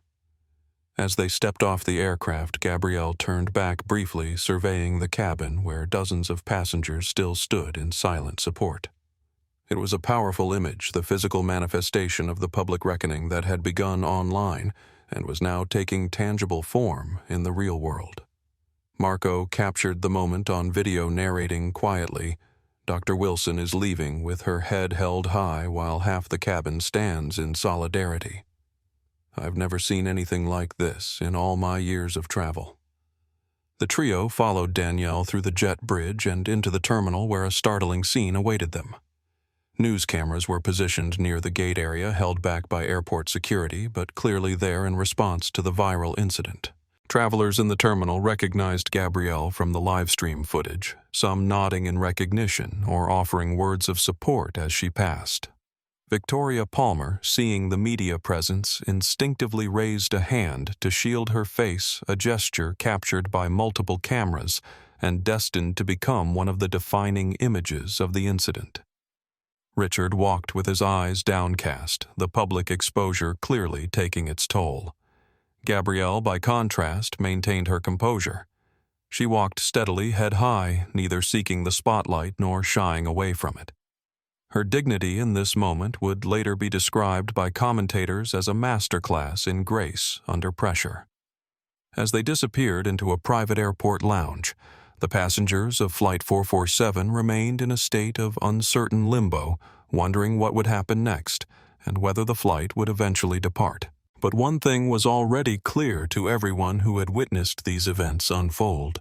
Something significant had just occurred, something that transcended a simple seating dispute and touched on deeper issues of fairness, respect, and accountability. And the world was watching. The private airport lounge had been hastily converted into an improvised crisis management center. On one side sat Gabrielle Wilson, composed but alert, flanked by two individuals who had been waiting for her at the gate. Jennifer Patterson, the aviation attorney she had called from the aircraft, and Marcus Johnson, her literary agent who had been alerted to the situation via social media. On the opposite side sat the Palmers, Richard looking defeated while Victoria maintained her indignant posture despite the crumbling of her position. Between them was an empty chair, currently unoccupied, as Danielle Foster, the station manager, consulted urgently with corporate representatives via video conference on a tablet. Outside in the terminal, the scene was approaching chaos. News crews from every major network had arrived, setting up impromptu broadcasting positions where airport regulations permitted. Social media influencers were live streaming from the gate area, providing commentary and updates to audiences hungry for developments.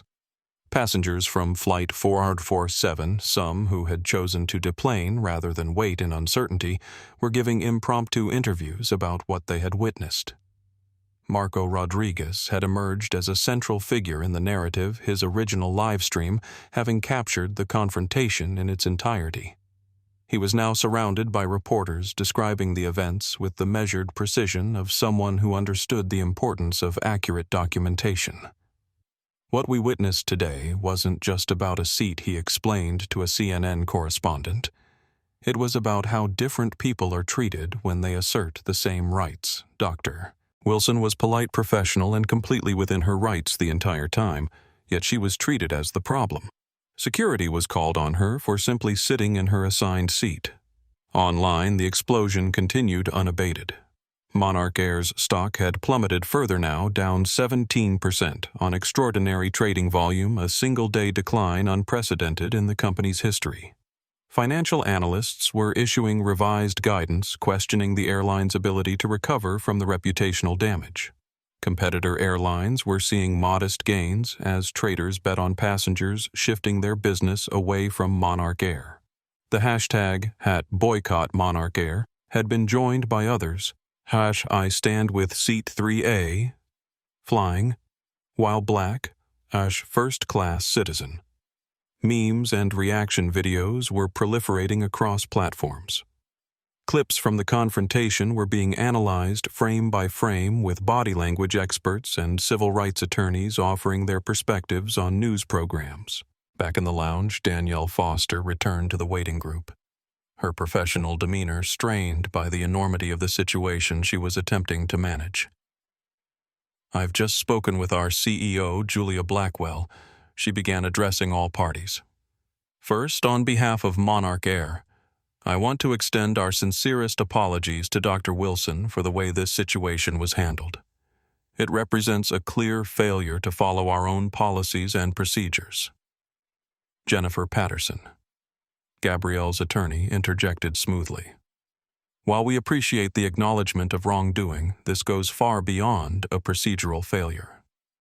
My client was subjected to discriminatory treatment, public humiliation, and implicit threats. Security personnel were called without justification. This constitutes a violation of her civil rights and breaches both your contract of carriage and federal aviation regulations regarding equal treatment of passengers." Danielle nodded, recognizing the shift from corporate apology to legal territory. "We understand the seriousness of the situation. MonarchAir is prepared to offer immediate compensation as a preliminary gesture of goodwill while we work toward a more comprehensive resolution." "We are not interested in preliminary gestures," Jennifer replied firmly. "My client requires formal acknowledgement of the discriminatory nature of the incident, commitment to structural changes in policy enforcement, and appropriate compensation for the emotional distress and professional disruption she has experienced." Victoria Palmer, who had been unusually quiet until this point, suddenly spoke up. "This is ridiculous. We're being treated like criminals when all we did was try to sit in the seats we paid for." Jennifer turned her cool gaze to Victoria. "Mrs. Palmer, with all due respect, there is extensive video documentation of your behavior during this incident, including several comments with clear racial implications. I would strongly advise you to consult with your own legal counsel before making any further public statements." Richard Palmer placed a restraining hand on his wife's arm, finally recognizing the depth of the hole they had dug for themselves. Gabrielle, who had remained silent throughout this exchange, finally spoke. "What I want more than anything is acknowledgement, not just of the policy violation, but of the fundamental inequity in how I was treated. And I want assurance that the next person who looks like me won't face the same treatment for simply occupying the space they've rightfully purchased." Her words, measured and precise, cut to the heart of the matter in a way that legal language could not. This wasn't merely about compensation or policy changes. It was about basic dignity and equal treatment in public spaces. Danielle Foster nodded slowly. "Dr. Wilson, I can't speak for the entire company in this moment, but I can tell you personally that what happened today was wrong on multiple levels. It represents a failure that goes beyond procedures to questions of fundamental fairness. And while I can't promise that we will solve every aspect of this issue immediately, I can assure you that this incident will catalyze significant changes at MonarchAir." Outside in the terminal, the media circus continued to grow. MonarchAir representatives were being bombarded with questions they weren't authorized to answer. Competitors were already adjusting their marketing strategies, emphasizing their commitment to fairness and respect for all passengers. The explosion had moved beyond social media to become a cultural moment, one that would be analyzed in business schools, discussed in corporate boardrooms, and referenced in conversations about race privilege and accountability for years to come. And at the center of it all was Dr. Gabrielle Wilson, who had wanted nothing more than to travel to Los Angeles to deliver her presentation on revolutionary burn treatment technology. Instead, she had become the focal point of a national conversation about who belongs in which spaces, whose rights are automatically respected, and whose must be defended at every turn. 3 hours after the initial confrontation, Gabrielle sat in a quiet corner of an executive airport lounge, surrounded by a rapidly assembled response team. Jennifer Patterson, the aviation attorney, had been joined by civil rights attorney Devin Williams, who specialized in discrimination cases. Marcus Johnson, her literary agent, was fielding an extraordinary volume of media requests. And Dr. Rachel Thompson, a longtime friend and fellow medical researcher, had arrived to provide both emotional support and assistance in rearranging Gabrielle's conference presentation schedule. "The immediate priority is getting you to Los Angeles," Rachel said, reviewing the flight options on her tablet. "There's a competitor airline flight leaving in 2 hours. I've already secured you a first-class ticket." Jennifer nodded. "From a legal perspective, I actually recommend accepting that option rather than continuing on the delayed MonarchAir flight. It creates a clear record of the disruption to your professional obligations." Gabrielle sipped her water, considering the options. "My presentation isn't until tomorrow afternoon. There's still time to make it even with the delay. It's not just about making it to the presentation," Marcus pointed out. "It's about arriving with enough rest and preparation time to deliver it effectively. This incident has already taken a toll whether you recognize it yet or not." Devin Williams, who had been reviewing the social media documentation of the confrontation on his laptop, looked up. "Dr. Wilson, I want to outline the potential legal approaches we could take. This incident presents multiple avenues for action, including civil rights violations, breach of contract, intentional infliction of emotional distress, and violation of DOT regulations regarding discriminatory practices by airlines. I'm not interested in pursuing this primarily for financial gain," Gabrielle replied. "What I want is accountability and change." "The two aren't mutually exclusive," Jennifer noted. "In fact, significant financial consequences are often what motivate corporations to implement meaningful structural changes. It's unfortunate but true that policy revisions without financial penalties tend to be cosmetic rather than substantive." Devin nodded in agreement. "Additionally, we should consider the broader impact. This case has the potential to set precedent for how airlines handle similar situations in the future. It's about more than just what happened to you today." Marcus showed Gabrielle his phone displaying a stream of messages from major news outlets, talk shows, and online publications. "The media interest is unprecedented. Everyone wants your perspective. How do you want to approach this? We could issue a written statement schedule, select interviews, or maintain silence while the legal process unfolds."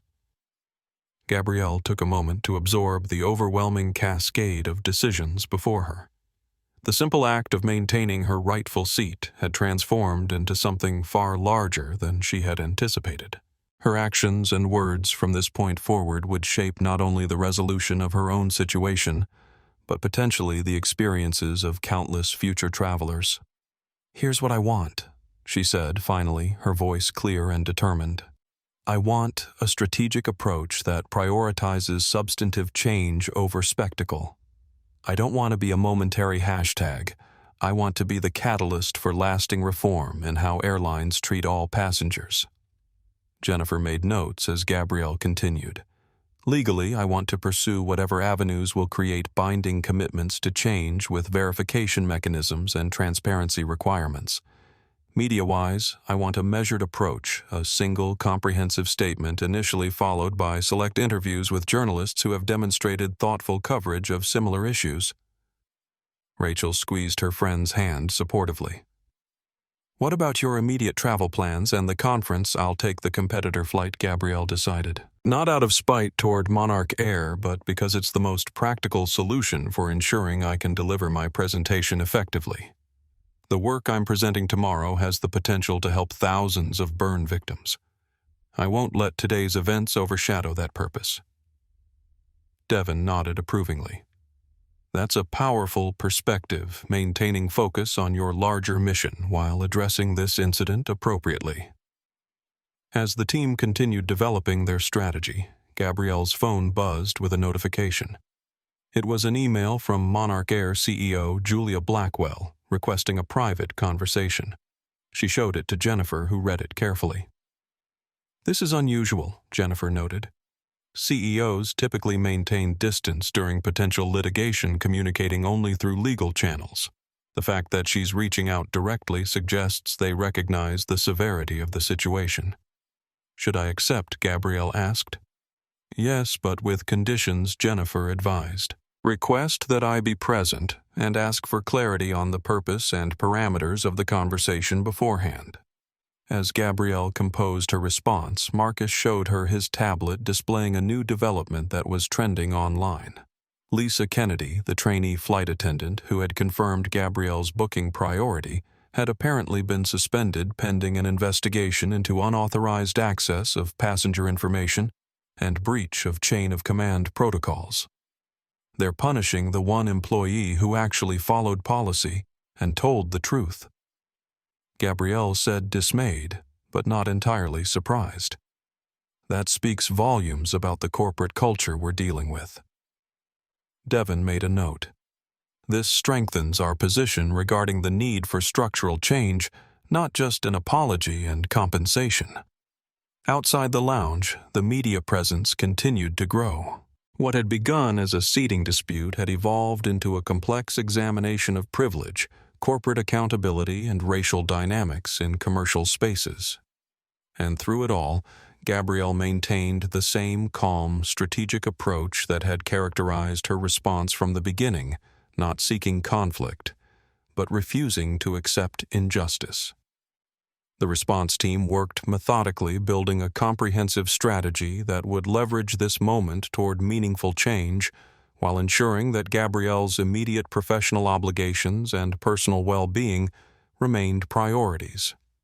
It was a delicate balance, navigating between the immediate explosion of public interest and the longer-term goals of substantive reform. 3 days after the Flight 447 incident, United States District Court Judge Elena Ramirez presided over an emergency hearing in the Southern District of New York. The courtroom was packed with journalists, legal observers, and interested members of the public, all drawn by the case that had dominated headlines and social media feeds for the past 72 hours. At issue was a preliminary injunction motion filed by Jennifer Patterson on behalf of Gabrielle Wilson, seeking to prevent MonarchAir from destroying, altering, or withholding any evidence related to the incident, including electronic records, internal communications, employee personnel files, and policy documents. The motion also requested court-ordered preservation of booking system data for all flights over the previous 3 years to establish patterns of policy enforcement. MonarchAir's legal team had assembled a formidable defense led by senior partner William Harrington from the prestigious firm of Davidson Harrington and Reed. His argument focused on the breadth of the requested discovery, which he characterized as a fishing expedition designed to harass the airline rather than address the specific incident in question. Judge Ramirez, known for her no-nonsense approach and meticulous preparation, had clearly reviewed the extensive documentation submitted with Gabrielle's motion, including transcripts and video footage from multiple passengers. "Mr. Harrington, she began your client's public statements, acknowledged that Dr. Wilson's booking predated the Palmers by several months, and that MonarchAir policy explicitly gives priority to earlier bookings in cases of duplicate assignments. Yet your staff attempted to move Dr. Wilson rather than the Palmers, called security without justification, and threatened her with removal from the aircraft. Can you explain the discrepancy between your policies and their enforcement in this instance?" Harrington attempted to frame the incident as a regrettable miscommunication that had been exaggerated by selective social media coverage. This characterization drew a skeptical response from the judge. "I've reviewed over 2 hours of unedited video footage from multiple angles," Judge Ramirez noted. "It appears to show a consistent pattern of your employees attempting to coerce Dr. Wilson into giving up her rightful seat, despite being informed multiple times of her earlier booking. This doesn't strike me as a miscommunication issue." After lengthy arguments from both sides, Judge Ramirez issued her ruling. a sweeping preliminary injunction requiring MonarchAir to preserve all evidence potentially relevant to the case, including the personnel files of all employees involved in the incident. All internal communications regarding the handling of duplicate bookings and comprehensive data on seating dispute resolutions across the airline's operations for the past 3 years. Additionally, and perhaps most significantly, she ordered the immediate production of Captain Reynolds's personnel file, including any previous complaints or disciplinary actions related to passenger treatment or policy enforcement. The public interest in ensuring that commercial airlines adhere to non-discriminatory practices is substantial, Judge Ramirez stated in her ruling. The evidence presented suggests a concerning pattern of selective policy enforcement that merits thorough investigation. The decision represented a significant legal victory for Gabrielle and set the stage for what promised to be extensive discovery if the case proceeded to trial. Legal observers noted that the scope of the preservation order was unusually broad, reflecting the judge's assessment that the incident potentially indicated institutional issues rather than isolated misconduct. As details from the hearing spread across news outlets and social media, attention focused on the judge's order regarding Captain Reynolds's personnel file. Within hours of the ruling, unnamed sources within MonarchAir leaked information that Reynolds had indeed been the subject of 3 previous complaints regarding discriminatory treatment of passengers, none of which had resulted in disciplinary action. This revelation dramatically undercut MonarchAir's narrative that the incident was an isolated lapse rather than a manifestation of deeper institutional problems. Financial analysts issued revised guidance predicting increased legal liability and further damage to the airline's reputation and market position. MonarchAir's stock, which had stabilized somewhat after the initial plunge, dropped an additional 8% following news of the court ruling and the personnel file revelations. Credit rating agency Moody's placed the airline's debt on review for potential downgrade, citing heightened legal and reputational risks that may impact operational and financial performance. For Gabrielle, who had just successfully delivered her conference presentation on synthetic skin graft technology to a standing ovation from her medical colleagues, the legal victory represented validation of her decision to pursue accountability rather than accepting a private settlement. Her attorney, Jennifer Patterson, issued a brief statement.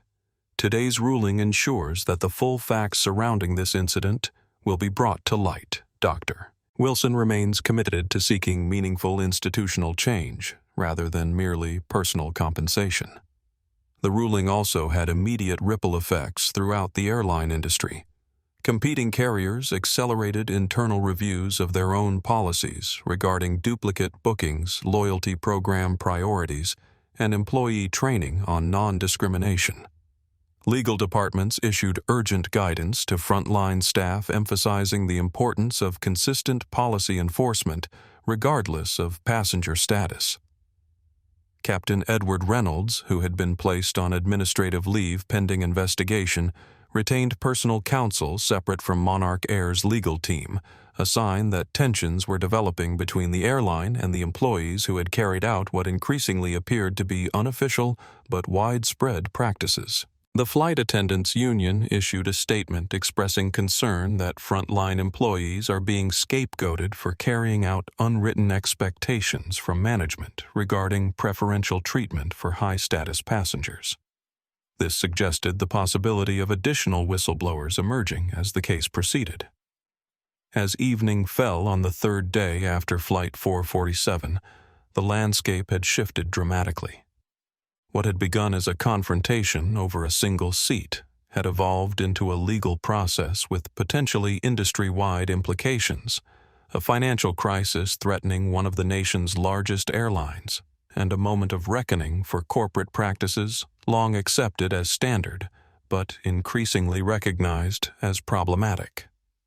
And at the center of it all remained Dr. Gabrielle Wilson, not seeking the spotlight, but unwavering in her commitment to ensuring that what had happened to her would not continue to happen to others. 6 months after the Flight 447 incident, Dr. Gabrielle Wilson stood at the podium of the National Medical Innovation Conference presenting the remarkable results of her team's extended clinical trials. The synthetic skin graft technology she had been traveling to discuss on that fateful flight had exceeded even the most optimistic projections, showing a 92% reduction in rejection rates and cutting recovery time by 60% compared to traditional treatments. This advancement means that burn victims worldwide will face significantly improved outcomes, particularly in regions with limited medical resources, she explained to the rapt audience of medical professionals and researchers. The simplified application protocol and reduced need for immunosuppressants make this treatment viable even in settings without specialized burn units. The standing ovation that followed recognized not only the scientific achievement, but also the woman behind it, a researcher whose dignity and determination had catalyzed change far beyond her laboratory. As Gabrielle accepted the conference's Innovation Impact Award, the medical community's highest honor for translational research, few could separate the scientist from the symbol she had become. Outside the medical sphere, the changes sparked by the Flight 447 confrontation had continued to reverberate across the commercial aviation landscape. The settlement between Gabrielle and MonarchAir, finalized 4 months after the incident, had established new benchmarks for corporate accountability in discrimination cases. The financial terms remained confidential, but the structural changes were made public in a joint announcement that industry analysts described as unprecedented in scope and specificity. These included the establishment of the Wilson Protocol for resolving seating disputes, which mandated strict adherence to booking timestamp priority, regardless of loyalty status, with any exceptions requiring documented safety or accessibility needs. Mandatory quarterly audits of policy enforcement across all MonarchAir flights, with results published publicly and tied directly to executive compensation metrics. Comprehensive bias training for all customer-facing staff, developed in partnership with leading civil rights organizations and incorporating real-world scenarios based on documented incidents. The creation of a passenger advocate position at every major hub airport, empowered to intervene in real time when customers experienced potential discriminatory treatment. A significant financial commitment to the newly established Wilson Foundation for Equity in Public Spaces, dedicated to researching and addressing differential treatment in commercial services. This last element represented Gabrielle's most personal priority in the settlement negotiations. Rather than seeking maximum personal compensation, she had directed a substantial portion of the settlement toward creating an organization that would extend the impact of her individual experience to benefit others facing similar situations without her advantages of documentation, legal representation, and public attention. The Wilson Foundation will focus on 3 core areas, explained Executive Director Maya Johnson at the launch event. Research that documents patterns of differential treatment in public accommodations. Education that helps service providers recognize and address implicit biases. And advocacy that amplifies the voices of those who experience discrimination in commercial settings. The Foundation's first initiative, a nationwide study of booking and seating practices across all major airlines, was already producing valuable data on disparities in how policies were applied to different demographic groups. Early findings suggested that passengers from minority groups were approximately 4 times more likely to be asked to change seats or flights than white passengers with equivalent bookings and status. For MonarchAir, the settlement and subsequent reforms represented the beginning of a long journey toward rebuilding both financial stability and public trust. Under CEO Ramon Vasquez's leadership, the company had embraced transparency as its core recovery strategy, acknowledging past failures while documenting ongoing efforts to address the underlying issues. We recognize that trust is earned through actions, not statements, Vasquez emphasized in quarterly updates to shareholders and customers. Each policy change, each training program, each audit result represents another step toward becoming the airline we should have been all along. The strategy was showing preliminary signs of success. After hitting a low of 58% of pre-incident value, MonarchAir stock had recovered to approximately 70%, with analysts noting improved customer satisfaction metrics and reduced complaint rates. While still far from complete recovery, the trajectory suggested that authentic accountability might ultimately prove more financially sound than the defensive approaches that had characterized previous corporate crises. Throughout the industry, the Wilson effect continued to drive policy changes and enhanced oversight.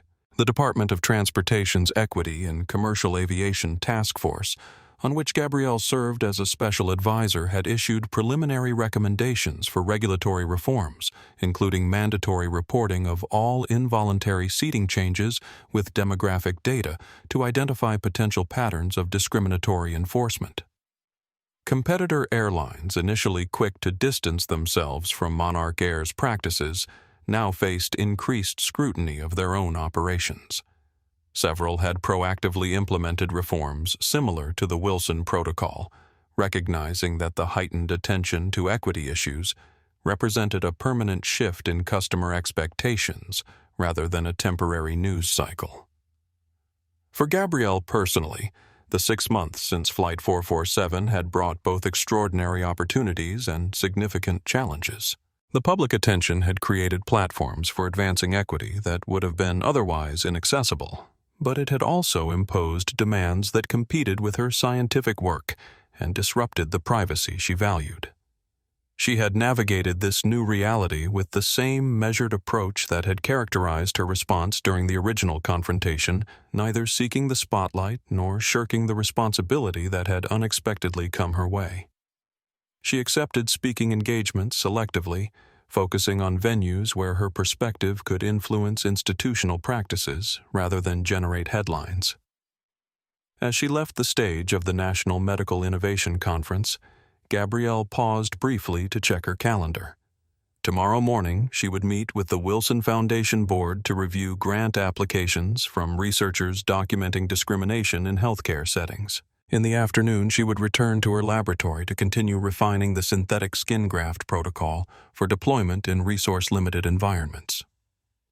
6 months after a simple refusal to give up her rightfully assigned seat, Dr. Gabrielle Wilson was still focused on creating spaces where everyone could thrive, whether in the healing of damaged skin or in the healing of damaged systems.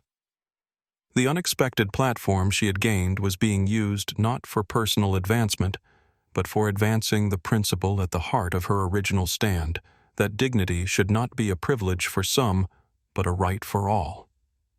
The MonarchAir training facility in Atlanta buzzed with anticipation as a new cohort of flight attendants gathered for their first day of orientation. At the front of the room stood Lisa Kennedy, no longer a trainee, but now the Director of Service Equity Training, a position created in the aftermath of the Flight 447 incident that had transformed both her career and the airline industry. Welcome to MonarchAir. Lisa began her confidence a stark contrast to the nervous trainee who had dared to speak truth 6 months earlier. Today marks the beginning of not just your career with our airline, but your role in our ongoing commitment to treating every passenger with dignity and respect. The journey from that tense confrontation in first class to this leadership position had been neither simple nor straightforward. In the immediate aftermath of the incident, Lisa had faced both retaliation and recognition threats and opportunities, criticism and praise, often simultaneously and from different factions within the company. When video of the confrontation first went viral, MonarchAir's initial instinct had been damage control through scapegoating. Lisa had been suspended for unauthorized system access and violation of chain of command after she confirmed Dr. Wilson's booking priority. The suspension, intended to be quiet and internal, leaked to social media within hours, creating a secondary public relations crisis as the airline was seen to be punishing the one employee who had followed proper procedures. The public backlash had been immediate and fierce. Had Reinstate Kennedy trended alongside #BoycottMonarchAir, with commentators noting the troubling message sent by punishing ethical behavior while protecting those who had engaged in discriminatory practices. Former flight attendants came forward with similar stories of being reprimanded for challenging preferential treatment of elite status passengers at the expense of others. For 3 anxiety-filled days, Lisa had faced not just the loss of her dream job, but potential blacklisting across the industry. Her phone filled with messages from former colleagues warning her that standing up to the corporate hierarchy could end her aviation career before it truly began. Others urged her to hire an attorney and prepare for wrongful termination litigation. The turning point came with CEO Julia Blackwell's forced resignation and the appointment of Ramon Vasquez as her replacement. One of Vasquez's first acts had been to personally call Lisa, apologize for her treatment, and not only reinstate her, but create a new role leveraging her perspective on the failures that had led to the Flight 447 incident. "We need people who will speak truth regardless of hierarchy," he had told her. "Your actions demonstrated exactly the values this airline needs to rebuild around." The months that followed had been a whirlwind of activity. Lisa had been central to the development of the new training protocols established under the MonarchAir settlement with Dr. Wilson. She had interviewed dozens of flight attendants about their experiences with policy enforcement, uncovering patterns of informal pressure to prioritize high-status passengers regardless of official policies. Her most significant contribution had been the creation of the Ethical Service Framework, a decision-making model that helped flight attendants navigate conflicts between customer expectations, company policies, and ethical principles. The framework emphasized consistency in policy application while providing clear escalation paths when conflicts arose. In the past, Lisa now explained to the new trainees, many of you might have received unofficial guidance to make the elite customers happy at all costs, or to use your judgment in ways that often meant applying different standards to different passengers. Today, I'm going to teach you something different, how to deliver exceptional service while maintaining consistent, fair treatment for everyone. The trainees listened attentively as Lisa shared her personal experience from Flight 447, describing both the pressure she had felt to remain silent and the clarity she had found in simply verifying and stating the facts. Her story had become a powerful teaching tool, a real-world example of how speaking up in the moment could prevent escalation and protect both passengers and the company from harm.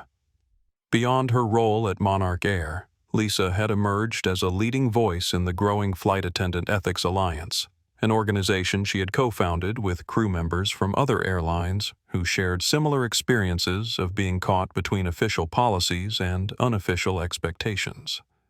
The alliance provided resources, support, and advocacy for aviation workers facing ethical dilemmas in their daily interactions. Being in service roles doesn't mean abandoning our ethical compass, Lisa often emphasized in alliance meetings. In fact, it makes that compass more important because we're the frontline representatives of how these large corporations treat individual human beings. For Dr. Gabrielle Wilson, Lisa's evolution from hesitant trainee to confident advocate represented one of the most meaningful outcomes of the Flight 447 incident. The two women had met in person 3 months after the confrontation, when Gabrielle visited Atlanta to consult on the MonarchAir training reforms. "Your courage in that moment made all the difference," Gabrielle had told her during their lunch meeting. "Without your confirmation of the booking times, this might have been dismissed as just another disagreement rather than a documented case of discriminatory treatment." Lisa had been moved nearly to tears by this acknowledgement. "I almost didn't speak up," she had admitted. "I was terrified of losing my job, of challenging my superiors. But something about watching how calmly you held your ground made me realize I couldn't stay silent." That connection had developed into an ongoing professional relationship with Lisa, serving on an advisory committee for the Wilson Foundation's airline industry initiatives. Their collaboration demonstrated the power of allyship across different positions and perspectives. The passenger and the crew member both committed to creating a more equitable experience for everyone. Now, as Lisa guided her trainees through scenarios based on real-world service conflicts, she embodied the transformation that was gradually reshaping MonarchAir from within. The company's recovery remained fragile, its reputation still damaged by the Flight 447 incident, but in classrooms like this one, the foundation was being laid for a different kind of service culture. "The most important thing I want you to take from today," Lisa told the trainees as their first session concluded, "is that doing the right thing and doing your job well are not in conflict. They're the same thing. The moment we start believing we need to compromise one for the other is the moment we begin to fail as individuals, as an airline, and as representatives of how people should treat each other." The modest suburban home outside Seattle bore little resemblance to the executive residence Edward Reynolds had occupied 6 months earlier. Gone was the lakefront view, the 3-car garage, the carefully landscaped garden maintained by weekly service. In their place was a rental property, comfortable but ordinary, with a small yard and aging furniture visible through the windows. Inside, the former MonarchAir captain sat at his kitchen table reviewing yet another rejection email from a regional airline. "After careful consideration of your application and experience, we regret to inform you that we will not be proceeding with your candidacy at this time." The carefully worded message contained no explicit reference to Flight 447 or the subsequent investigation that had led to Reynolds losing his pilot's license. It didn't need to. His name had become synonymous with the incident that aviation industry publications now routinely cited as a case study in catastrophic leadership failure. The consequences of that failure had been comprehensive and devastating. The FAA investigation triggered by the incident had uncovered a pattern of concerning decisions throughout Reynolds's career, not just the discriminatory enforcement of seating policies, but multiple instances of using his authority in ways that prioritized status over safety, efficiency over equity, and personal judgment over established procedures. Particularly damaging was the psychological evaluation that had been ordered as part of the investigation. The report had identified concerning rigidity in decision-making, resistance to external input, and difficulty acknowledging error traits that had directly contributed to the escalation of the Flight 447 confrontation from a simple booking discrepancy to a corporate crisis. Based on this evaluation and the documented pattern of judgment issues, the FAA had revoked Reynolds's air transport pilot license, effectively ending his flying career after 27 years. The decision had been upheld on appeal, with the review board noting that the responsibilities of aircraft command require not only technical proficiency but sound judgment, particularly regarding passenger safety and well-being. The professional consequences had been matched by personal and financial repercussions. Reynolds' wife of 20 years had filed for divorce, unable to reconcile the public exposure and financial collapse with the stable life she had expected. Their lakefront home had been sold to cover legal expenses and the settlement of civil claims. Former colleagues had distanced themselves, concerned that association with him might damage their own careers. Perhaps most painful was the estrangement from his daughter, Catherine Reynolds, a 24-year-old graduate student who had been horrified by her father's behavior as captured on the viral videos. Their relationship, once close, had deteriorated into tense occasional text messages and declined invitations for holiday visits. As Reynolds placed the rejection email in a folder containing dozens of similar messages, his phone chimed with a notification. It was an email from an unfamiliar address with the subject line, "Regarding Flight 447. Personal." His finger hovered over the delete button. He had received countless messages from strangers, most hostile or mocking, but something made him open this one. Captain Reynolds: "You don't know me, but I was a passenger in row 8 on Flight 447 6 months ago. I witnessed the entire interaction with Dr. Wilson and have thought about it frequently since then. I'm writing not to condemn you further. You've faced more consequences than most would in similar circumstances, but to share a perspective that might be meaningful as you move forward." What struck me most during the incident wasn't just the poor decisions regarding Dr. Wilson's seat, but the missed opportunity those decisions represented. You had the chance at multiple points to simply verify the booking timestamps and enforce the airline's own policy fairly. That would have been the end of it, a minor delay resolved according to established procedures. Instead, what we all witnessed was the gradual hardening of an initial mistake into an inflexible position, one that became increasingly difficult to reverse as more authority was invested in maintaining it. I've reflected on this pattern because I've recognized it in my own life and work the tendency to commit more deeply to a course of action, precisely because part of me recognizes it might be wrong. It's a common human failing, but one with particularly severe consequences for those in positions of authority. I don't know what your path forward looks like, but I believe that understanding why this happened beyond the superficial explanations of policy violations or bias might help you find meaning in an experience that has otherwise brought only loss. The most powerful learning often comes from our most painful mistakes. I hope that proves true for you. With respect for your humanity despite your errors, James Morales Reynolds read the message twice, then a third time. Unlike the hate mail he had received by the hundreds, this message contained neither absolution nor condemnation, only a thoughtful reflection on the human dynamics that had contributed to his catastrophic failure of judgment. The email prompted Reynolds to reach for a leather-bound journal he had begun keeping during the mandatory counseling sessions that had been part of his separation agreement with MonarchAir. In it, he had been working with varying degrees of honesty and insight to understand his own role in what had happened.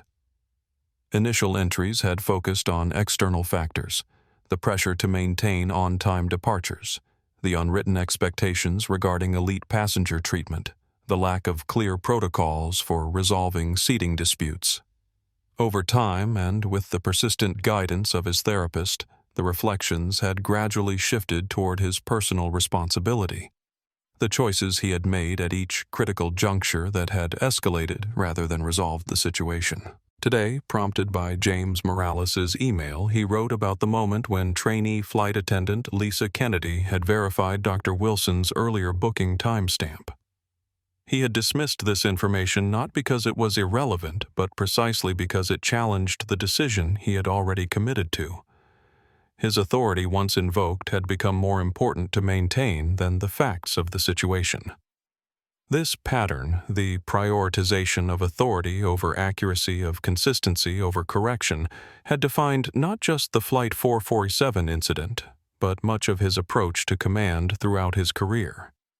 It had served him in some contexts, creating clear chains of decision-making in operational situations, but it had ultimately destroyed him when applied to a situation that required flexibility, humility, and the willingness to acknowledge an error. As Reynolds continued writing, his phone chimed again with an incoming text message from his daughter, Catherine. Dad, I've been thinking about our last conversation. I'm in Seattle next weekend for a conference. Maybe we could have coffee. No promises about fixing everything, but I'm willing to talk. It was the first such overture in months. A small opening, neither a reconciliation nor a continued rejection. Like James Morales' email, it offered neither absolution nor condemnation, but rather the possibility that understanding might eventually emerge from the wreckage of his former life. Reynolds typed a simple reply. I'd like that very much. Thank you for reaching out. Later that evening, as he prepared for bed in his quiet rental home, Reynolds noticed an envelope that had been slipped under his front door. It contained a single sheet of paper with a handwritten note. Captain Reynolds, you won't remember me, but I was your first officer on a Denver-Seattle route about 5 years ago. I've followed the Flight 447 story and its aftermath, and while I can't defend the decisions you made that day, I also can't forget that you were the pilot who taught me the importance of double-checking weather reports even when dispatch said conditions were clear. Your caution during that approach likely saved lives. That matters too. If you're interested in exploring non-flying aviation roles, my brother's company is looking for a safety consultant with operational experience. It's not commanding a 787, but it might be a way to use what you've learned, all of it, including the hardest lessons, constructively. His card is enclosed if you want to follow up. Michael Bennett. Reynolds held the note for a long moment, unexpected tears blurring his vision. After months of unmitigated consequences, professional, financial, personal, this simple acknowledgement of his humanity, of the complexity that existed beyond the viral moment that had defined him, felt like the first breath after being underwater. The former captain had no illusions about his future. His days of flight deck command were over. His marriage was finished. His reputation would forever be linked to one catastrophic failure of judgment. The consequences of his actions would follow him for the rest of his life. But in these small moments, a thoughtful email from a former passenger, a tentative text from his daughter, a handwritten note from a colleague who remembered more than just his worst moment. There was the suggestion that consequences, however severe and deserved, were not the end of the story. There remained the possibility of understanding, of growth, perhaps even of contribution in a different form. Reynolds placed the safety consultant's business card on his bedside table. Tomorrow, he decided he would call. Not because he deserved a second chance, but because the hard-won insights from his failure might yet serve some purpose beyond his own reckoning. 1 year after the Flight 447 incident, industry leaders, regulatory officials, and consumer advocates gathered at the National Aviation Policy Conference in Washington, D.C. for a panel titled "The Wilson Standards Transforming Passenger Rights in Commercial Aviation." The large conference room was filled to capacity with attendees ranging from airline executives to civil rights attorneys to travel journalists.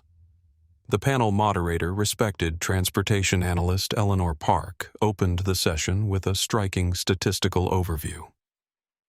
In the 12 months since what's now commonly called the Wilson incident, we've seen a 73% reduction in formal discrimination complaints across major U.S. carriers.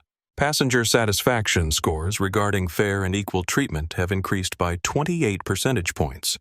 And perhaps most significantly, the transparency indexes we track regarding policy enforcement consistency have shown improvement across every major airline. These metrics quantified what industry insiders and frequent travelers had already recognized: a fundamental shift had occurred in how airlines approached passenger rights policy enforcement and equitable treatment. What had begun as a crisis for one airline had catalyzed an industry-wide revolution in practices, policies, and priorities. The most visible manifestation of this revolution was the formalization of the Wilson Standards, a set of principles originally developed as part of MonarchAir's settlement with Dr. Gabrielle Wilson, but subsequently adopted by airlines worldwide as both a practical framework and a marketing advantage. Atlantic Airways CEO Thomas Mitchell, speaking on the panel, explained the business case for embracing these standards. Initially, many airlines viewed this as primarily a reputation management issue. But what we've discovered is that consistent policy enforcement actually reduces operational costs by eliminating confusion, preventing escalations, and building passenger trust. Doing the right thing turns out to be good business. The core elements of the Wilson Standards had evolved from the original settlement terms to include transparent policy hierarchy, clear, publicly accessible documentation of how potentially conflicting priorities, booking time, loyalty status, accessibility needs would be weighted in operational decisions, consistent enforcement metrics, regular audits of policy application across demographic groups with results published publicly and incorporated into executive performance evaluations, accountability infrastructure. Independent passenger advocates empowered to intervene in real time when discrepancies in treatment were identified. Compensation, proportionality, standardized formulas for passenger compensation.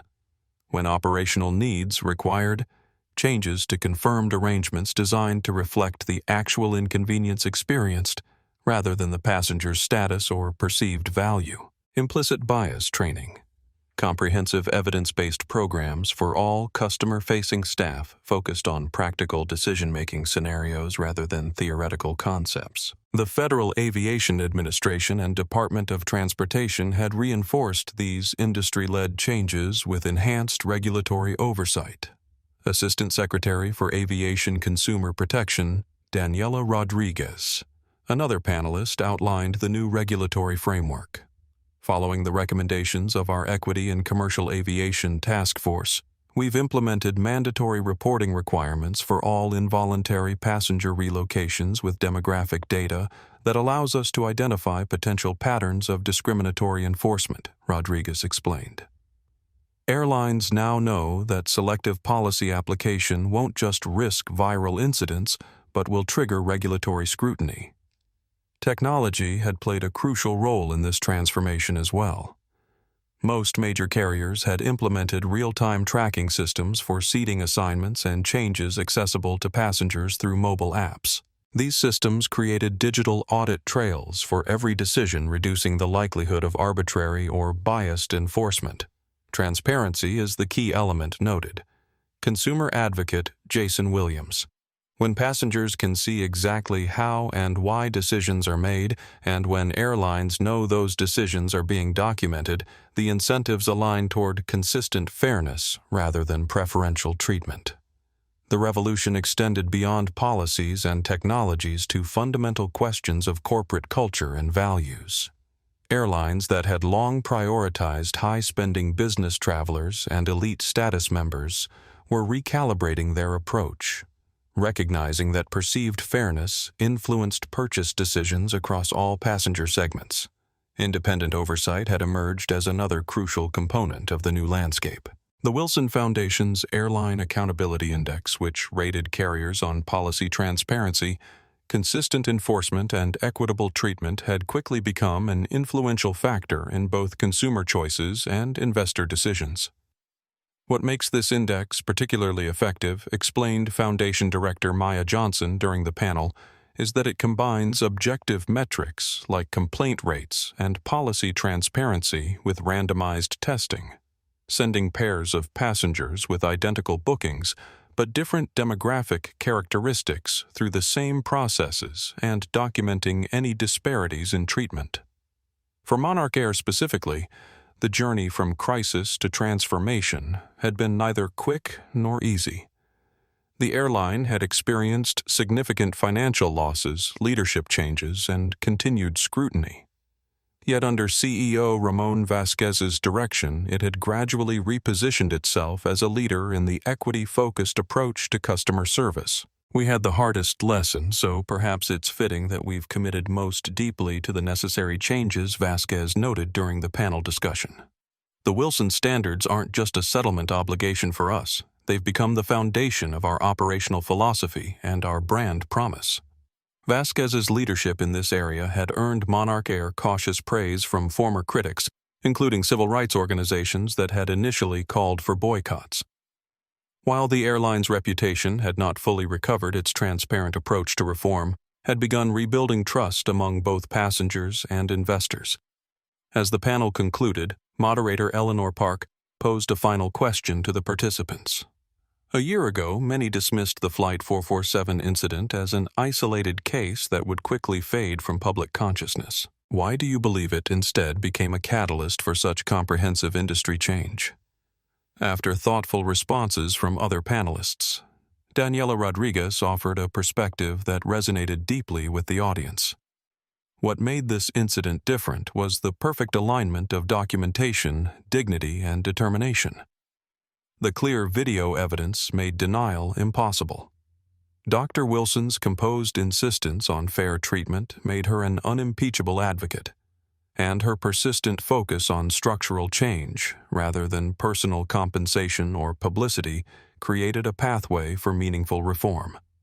This analysis captured the essential alchemy that had transformed a first-class confrontation into an industry revolution, a rare moment when documentation, character, and circumstances combined to make visible what had long remained unseen and to make inevitable what had previously seemed impossible. As the conference attendees filed out of the session, many passed a simple plaque that had been installed in the convention center lobby bearing a quote from Dr. Gabrielle Wilson: "Equal treatment isn't an aspiration or a courtesy. It's the minimum standard for a just society." That principle, articulated by a medical researcher who had simply wanted to sit in her assigned seat, had become the foundation for an industry's transformation. The auditorium at Johns Hopkins Medical School fell silent as Dr. Gabrielle Wilson approached the podium. The prestigious Innovations in Medicine lecture series typically focused exclusively on scientific breakthroughs, but today's presentation had drawn an unusually diverse audience: medical researchers alongside aviation executives, civil rights attorneys next to corporate ethics officers, all gathered to hear from the woman whose scientific accomplishments and personal courage had influenced fields far beyond her specialization. "Thank you for that generous introduction," Gabrielle began, acknowledging the dean's extensive overview of her synthetic skin graft research and its impact on burn treatment globally. "Today, I'd like to discuss not only the technical aspects of our recent breakthroughs, but also the ethical frameworks that must guide how we implement them." This integration of scientific content with ethical reflection represented the evolution of Gabrielle's professional voice over the years since the Flight 447 incident. While her research had always been characterized by rigorous methodology and clinical precision, she now explicitly addressed the human dimensions of medical innovation, particularly how advancements in treatment could either reinforce or reduce existing inequities in healthcare access and outcomes. "Our team has achieved a 94% reduction in rejection rates and a 65% decrease in recovery time." She continued, displaying slides showing cellular integration between the synthetic graft material and human tissue. "But the most significant advancement may be the simplified application protocol that makes this treatment viable in settings without specialized burn units or extensive support infrastructure." This focus on accessibility rather than just efficacy reflected Gabrielle's deepening commitment to ensuring that medical innovations reached all patients who needed them, not just those in well-resourced settings. Her research team had dedicated substantial effort to adapting the technology for use in field hospitals, rural clinics, and developing regions where advanced burn care had previously been unavailable. The audience, which included representatives from global health organizations and humanitarian medical groups, responded with appreciative nods. Gabrielle had become known not only for her scientific brilliance, but for her insistence that medical innovation should serve the broadest possible patient population. As she transitioned to the ethical portion of her lecture, Gabrielle addressed the connection that many in the room were silently acknowledging between her stand for equal treatment on Flight 447 and her advocacy for equitable healthcare access. "Some of you may wonder why a presentation on synthetic skin grafts includes a section on ethics and equity," she noted with a small smile. "Others may be curious about the connection between my research work and the more public aspects of my past year. The truth is that both are expressions of the same fundamental principle that dignity is not a luxury good but a basic right." This framing dignity as a non-negotiable right rather than a conditional privilege had become central to Gabrielle's public voice since the incident. It provided a conceptual bridge between her scientific work and her unexpected role as a catalyst for institutional change. In medicine, as in other fields, we often make unconscious calculations about whose comfort, whose convenience, whose needs take priority. She continued. "These calculations can reflect our best clinical judgment, or they can reflect unexamined biases about whose pain matters most, whose time is most valuable, whose outcomes deserve our highest efforts." The audience's attention was palpable as Gabrielle connected her personal experience to broader patterns in healthcare delivery and medical research priorities. Without directly referencing the Flight 447 confrontation, she drew powerful parallels between the selective enforcement of airline policies and the disparities documented in pain management treatment access and clinical trial representation. "What I've come to understand more deeply this year is that standing firm for fairness isn't separate from my scientific work, it's essential to it," she explained. "The most brilliant medical innovation has limited value if it's deployed in ways that reinforce existing inequities rather than reducing them." This perspective had transformed not only Gabrielle's public presentations but the operations of her research laboratory and clinical trials. She had implemented new protocols for patient recruitment that ensured diverse representation across demographic groups. Her team had developed multilingual educational materials for patients and providers, and she had established fellowships specifically for researchers from underrepresented backgrounds, creating pathways for greater diversity within the field. Following her formal presentation, the question and answer session reflected the dual nature of the audience's interest: scientific inquiries about graft techniques, alongside questions about how she had maintained her focus on research while navigating unexpected public attention. How did you balance the demands of your scientific work with the advocacy opportunities that emerged from the Flight 447 incident? Asked a young researcher from the audience. Gabrielle considered the question thoughtfully. I never viewed them as separate or competing priorities, she responded. My commitment to advancing burn treatment and my insistence on equal treatment in public spaces come from the same core values: the belief that everyone deserves dignity, that systems should serve people rather than the reverse, and that standing firm for these principles is worth temporary discomfort. This integration of personal experience with professional purpose had been central to Gabrielle's journey over the past year. Rather than compartmentalizing the Flight 447 incident as an unfortunate disruption to her scientific career, she had incorporated its lessons into her approach to research mentorship and institutional engagement. The impact of this integrated perspective extended beyond her immediate professional circle. Younger scientists, particularly women of color, had reached out to express how her example had influenced their own approaches to navigating academic medicine and research environments. Medical school ethics curricula had incorporated case studies based on her experiences, using them to explore questions of advocacy, professional identity, and institutional change.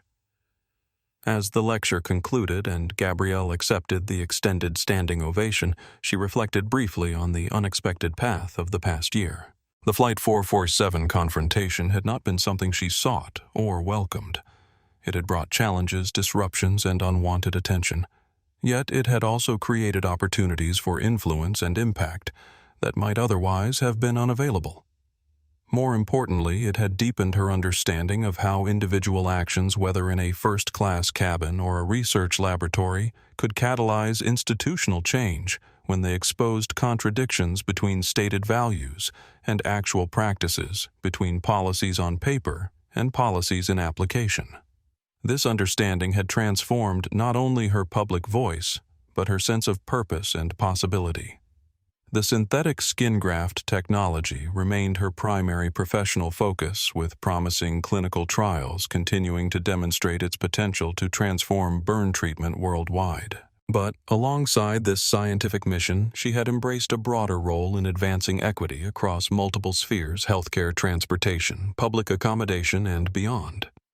It wasn't a role she had anticipated or initially welcomed, but like the unexpected research findings that sometimes led to the most significant scientific breakthroughs, she had come to recognize its value and importance, not despite its deviation from her planned path, but because of the new perspectives it had revealed.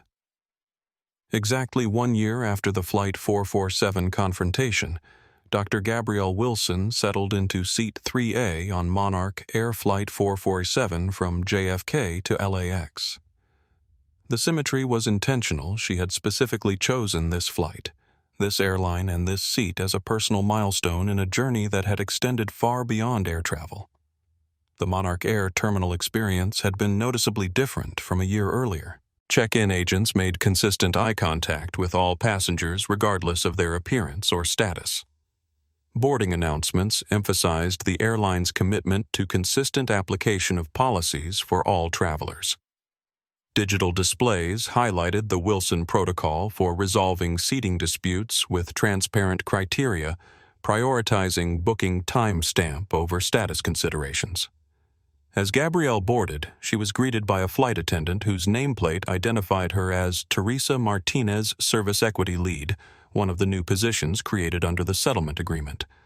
Teresa's recognition was immediate but professional. "Dr. Wilson, welcome aboard. We're honored to have you with us today," she said, maintaining the same courteous tone she had used with previous passengers. Taking her seat, Gabrielle noted other changes implemented since her last MonarchAir flight. Each seatback displayed a QR code linking to the airline's transparent policy documentation and reporting system for perceived disparities in treatment. The safety video included a brief segment on the company's commitment to equal respect and consistent service for every passenger. The in-flight magazine featured an article on the Wilson Foundation's latest research on equitable practices in commercial services. As other passengers boarded, several recognized her, some from news coverage, others from her medical research publications, still others from her more recent speaking engagements on institutional change. Their reactions ranged from subtle nods of acknowledgement to discreet thumbs-up gestures to direct expressions of gratitude. "Your stand made a difference," whispered a middle-aged woman as she passed Gabrielle's seat. "My daughter wrote her college essay about watching that video and what it taught her about dignified resistance." A flight attendant approached with the traditional pre-departure beverage offering. "Dr. Wilson, would you prefer champagne water or orange juice?" "Water, please," Gabrielle replied with a smile. "And thank you for asking everyone the same question in the same way. I noticed that earlier. It's a small thing, but important." The flight attendant nodded, understanding the significance of this observation. "It's part of our standardized service protocol now. Everyone gets the same options presented the same way, regardless of status or appearance. It seems obvious in retrospect, but it actually required rewriting all our training materials." As the boarding process continued, Gabrielle reflected on the complex journey of the past year. The initial confrontation had led to the settlement agreement, which had catalyzed the Wilson Protocol, which had inspired similar reforms across the industry, which had ultimately resulted in the noticeably different experience she was having today on the same flight in the same seat 1 year later. The journey had not been without challenges. There had been backlash from those who viewed her stand as an overreaction or attention-seeking. There had been endless demands on her time from media outlets, conference organizers, and advocacy groups. There had been the delicate balance of maintaining focus on her scientific research while engaging with the broader implications of her experience. But sitting in seat 3A 1 year later, Gabrielle could see tangible evidence that standing firm in that moment had created ripples of positive change extending far beyond her individual experience. The difference wasn't just in policies on paper, but in observable behaviors, attitudes, and expectations. As the aircraft reached cruising altitude, Gabrielle opened her laptop to review the latest data from her lab's clinical trials. The synthetic skin graft technology continued to exceed expectations, with international implementation now advancing in partnership with several humanitarian medical organizations. This work, her life's primary purpose, had continued and even accelerated despite the unexpected detour of public attention. Midway through the flight, a passenger from across the aisle approached hesitantly. "Dr. Wilson, I'm sorry to interrupt your work, but I wanted to introduce myself. I'm Nathan Blackwell." Gabrielle looked up immediately, recognizing the significance of the name. Related to Julia Blackwell, the former CEO, her son Nathan confirmed. "I wanted to thank you for how you handled everything last year. Many people would have sought personal vengeance or public humiliation, but you consistently focused on structural change rather than individual blame. That approach made it possible for the company to actually reform rather than just perform remorse. This unexpected encounter represented another dimension of the past year's journey, the recognition that meaningful change required focusing on systems rather than scapegoats, on patterns rather than personalities. Gabrielle had consistently emphasized this perspective in her public statements and settlement negotiations, understanding that lasting reform would require institutional transformation rather than merely punishing individuals. "Your mother faced an impossible situation that she inherited rather than created," Gabrielle acknowledged. "The problems revealed that day were institutional, not just individual. I've respected how she's advocated for industry-wide reforms, even after leaving MonarchAir. Nathan nodded gratefully. That's meant a lot to her. She's actually heading an aviation ethics initiative, now developing best practices for navigating conflicts between customer experience, operational efficiency, and equal treatment. As Nathan returned to his seat, Gabrielle noticed a young flight attendant watching their interaction with interest. It was Lisa Kennedy, the trainee, who had verified Gabrielle's booking priority during the original confrontation. Now, wearing the uniform insignia of a full flight attendant, Lisa approached during a quiet moment in the service routine. "Dr. Wilson, I'm not sure if you remember me, but—" "Of course I remember you, Lisa," Gabrielle interrupted warmly. "Your courage in verifying the facts that day was a crucial turning point. How has your journey been since then?" Lisa's face brightened at the recognition. "Challenging, but meaningful. After the initial suspension and reinstatement, I was offered a role helping develop the new training protocols. Now I'm splitting my time between regular flight duties and teaching the service equity module to new hires. That's the perfect role for someone who demonstrated such clear ethical judgment under pressure," Gabrielle observed. Lisa lowered her voice slightly. "I still think about that day often, how close I came to staying silent and how much would have been lost if I had. It taught me that speaking truth in the moment, even when it's uncomfortable, can prevent so much greater harm later. This insight, the value of addressing contradictions when they first appear, rather than allowing them to escalate, resonated deeply with Gabrielle. Her own stand had embodied this principle, addressing the discrepancy between policy and practice directly and immediately, rather than accepting it for temporary convenience. As the flight began its descent into Los Angeles, Gabrielle closed her laptop and gazed out the window at the California coastline emerging through scattered clouds. The symmetry of this moment, same flight, same seat, 1 year later provided natural closure to a chapter that had unexpectedly become part of her life's narrative. The experience hadn't changed her fundamental identity or purpose. She remained first and foremost a medical researcher committed to advancing burn treatment technology. But it had expanded her understanding of how that purpose connected to broader questions of equity, dignity, and institutional accountability. As the wheels touched down at LAX, Gabrielle felt a sense of completion rather than triumph. The goal had never been victory over MonarchAir or personal vindication.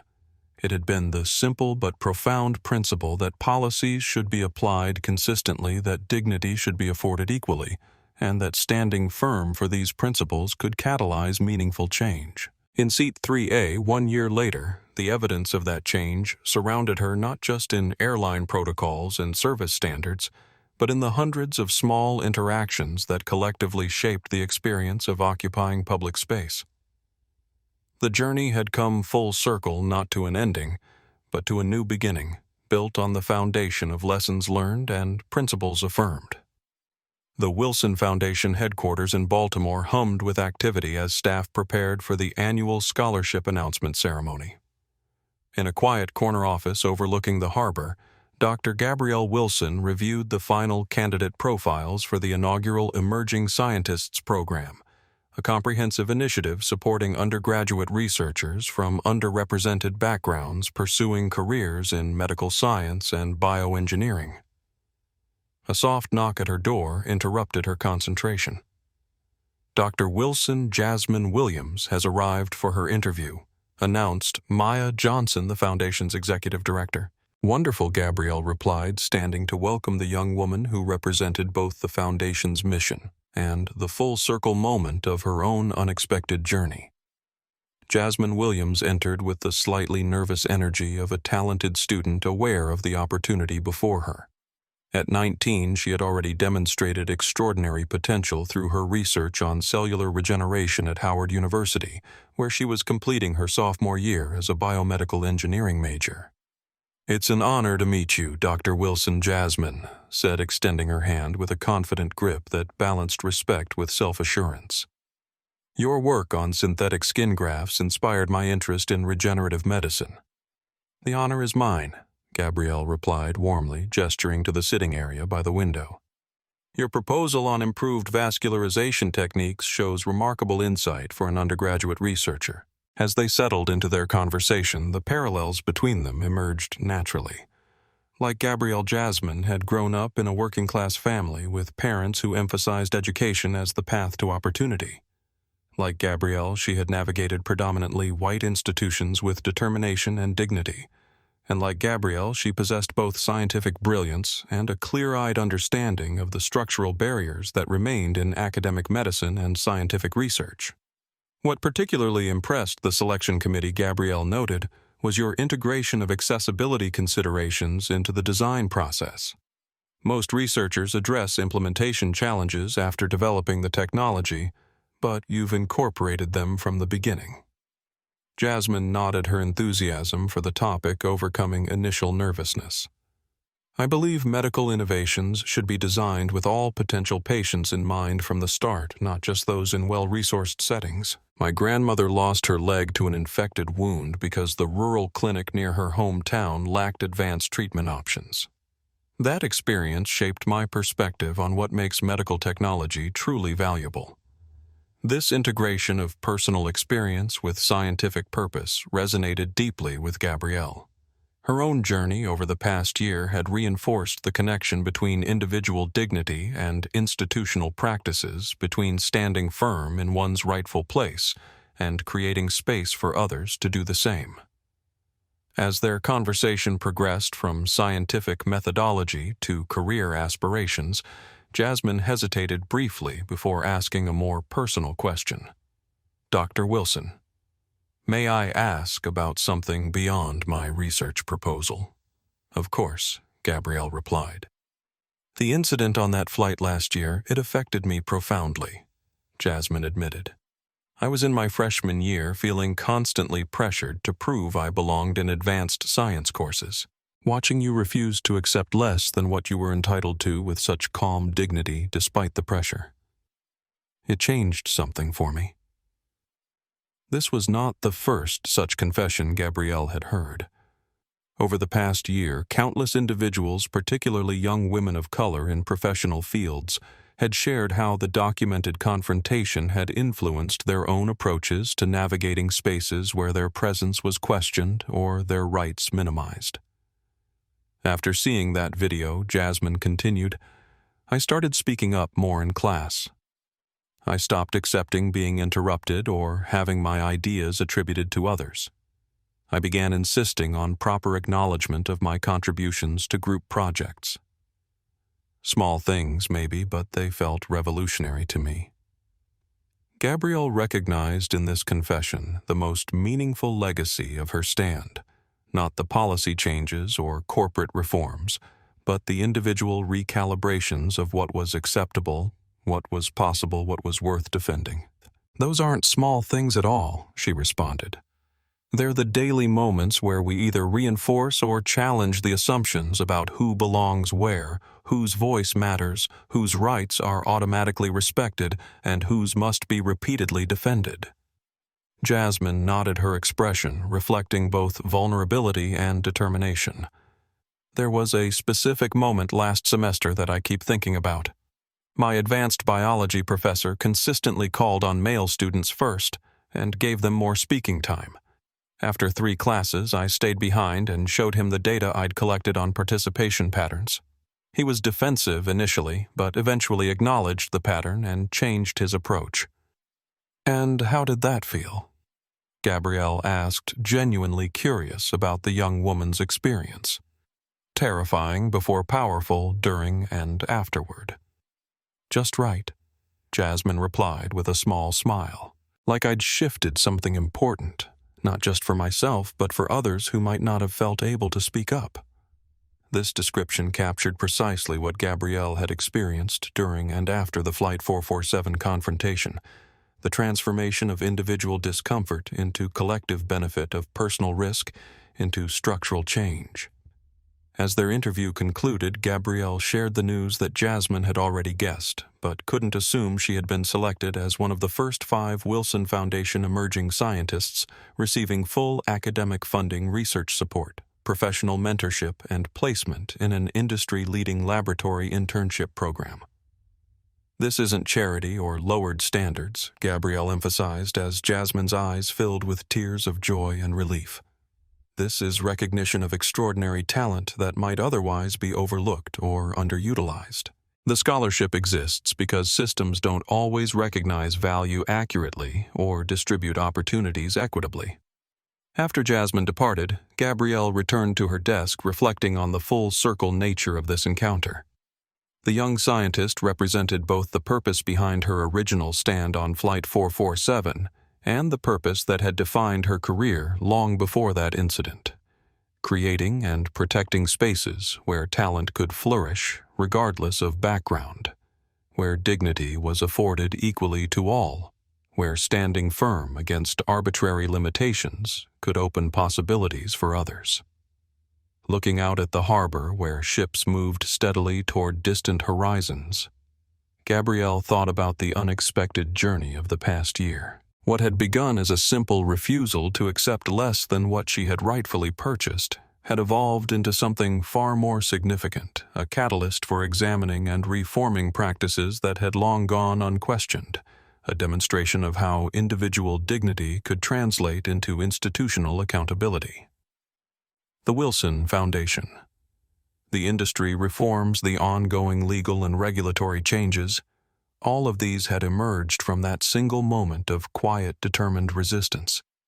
Not because she had sought attention or impact, but because she had simply refused to accept treatment that contradicted both stated policies and basic principles of fairness. As she turned back to her desk to continue reviewing candidate profiles, Gabrielle reflected on what she had told Jasmine during their conversation, words that encapsulated the essential lesson of her unexpected journey. Sometimes the most revolutionary act is simply refusing to be moved from the space you have rightfully earned, not with anger or aggression, but with calm certainty that dignity is not negotiable. That single act of standing firm can create ripples that eventually change the shape of the shore. In that quiet office overlooking the harbor, with the promise of Jasmine Williams and the other scholarship recipients extending the impact of her work in directions she could not yet imagine, Dr. Gabrielle Wilson had indeed come full circle from defending her own rightful place to creating space for others to occupy theirs, from a single seat on a single flight to a movement that continued to expand beyond what anyone could have predicted. The journey had not been one she sought or anticipated, but it had revealed possibilities for change that might otherwise have remained invisible, proving that sometimes the most powerful response to injustice is not dramatic confrontation, but simply standing still, holding one's ground and insisting that dignity is not a privilege for some but a right for all. This powerful story reminds us that sometimes the most profound changes come from ordinary moments of extraordinary courage.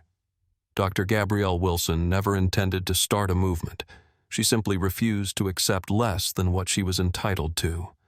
Her dignity, composure, and unwavering determination created ripples that transformed not just one airline, but an entire industry. If you've ever witnessed or experienced similar treatment, know that your voice matters. Your dignity is non-negotiable, and your willingness to stand firm, even when pressured to move, can catalyze change beyond what you might imagine. If this story resonated with you, please hit the like button and subscribe to our channel. Your support helps us continue sharing these important narratives that expose injustice and celebrate the power of principled resistance. Share this video with someone who needs to hear that they too can hold their ground with grace and determination. Remember, sometimes the most revolutionary act isn't raising your voice. It's refusing to be moved from the space you've rightfully earned.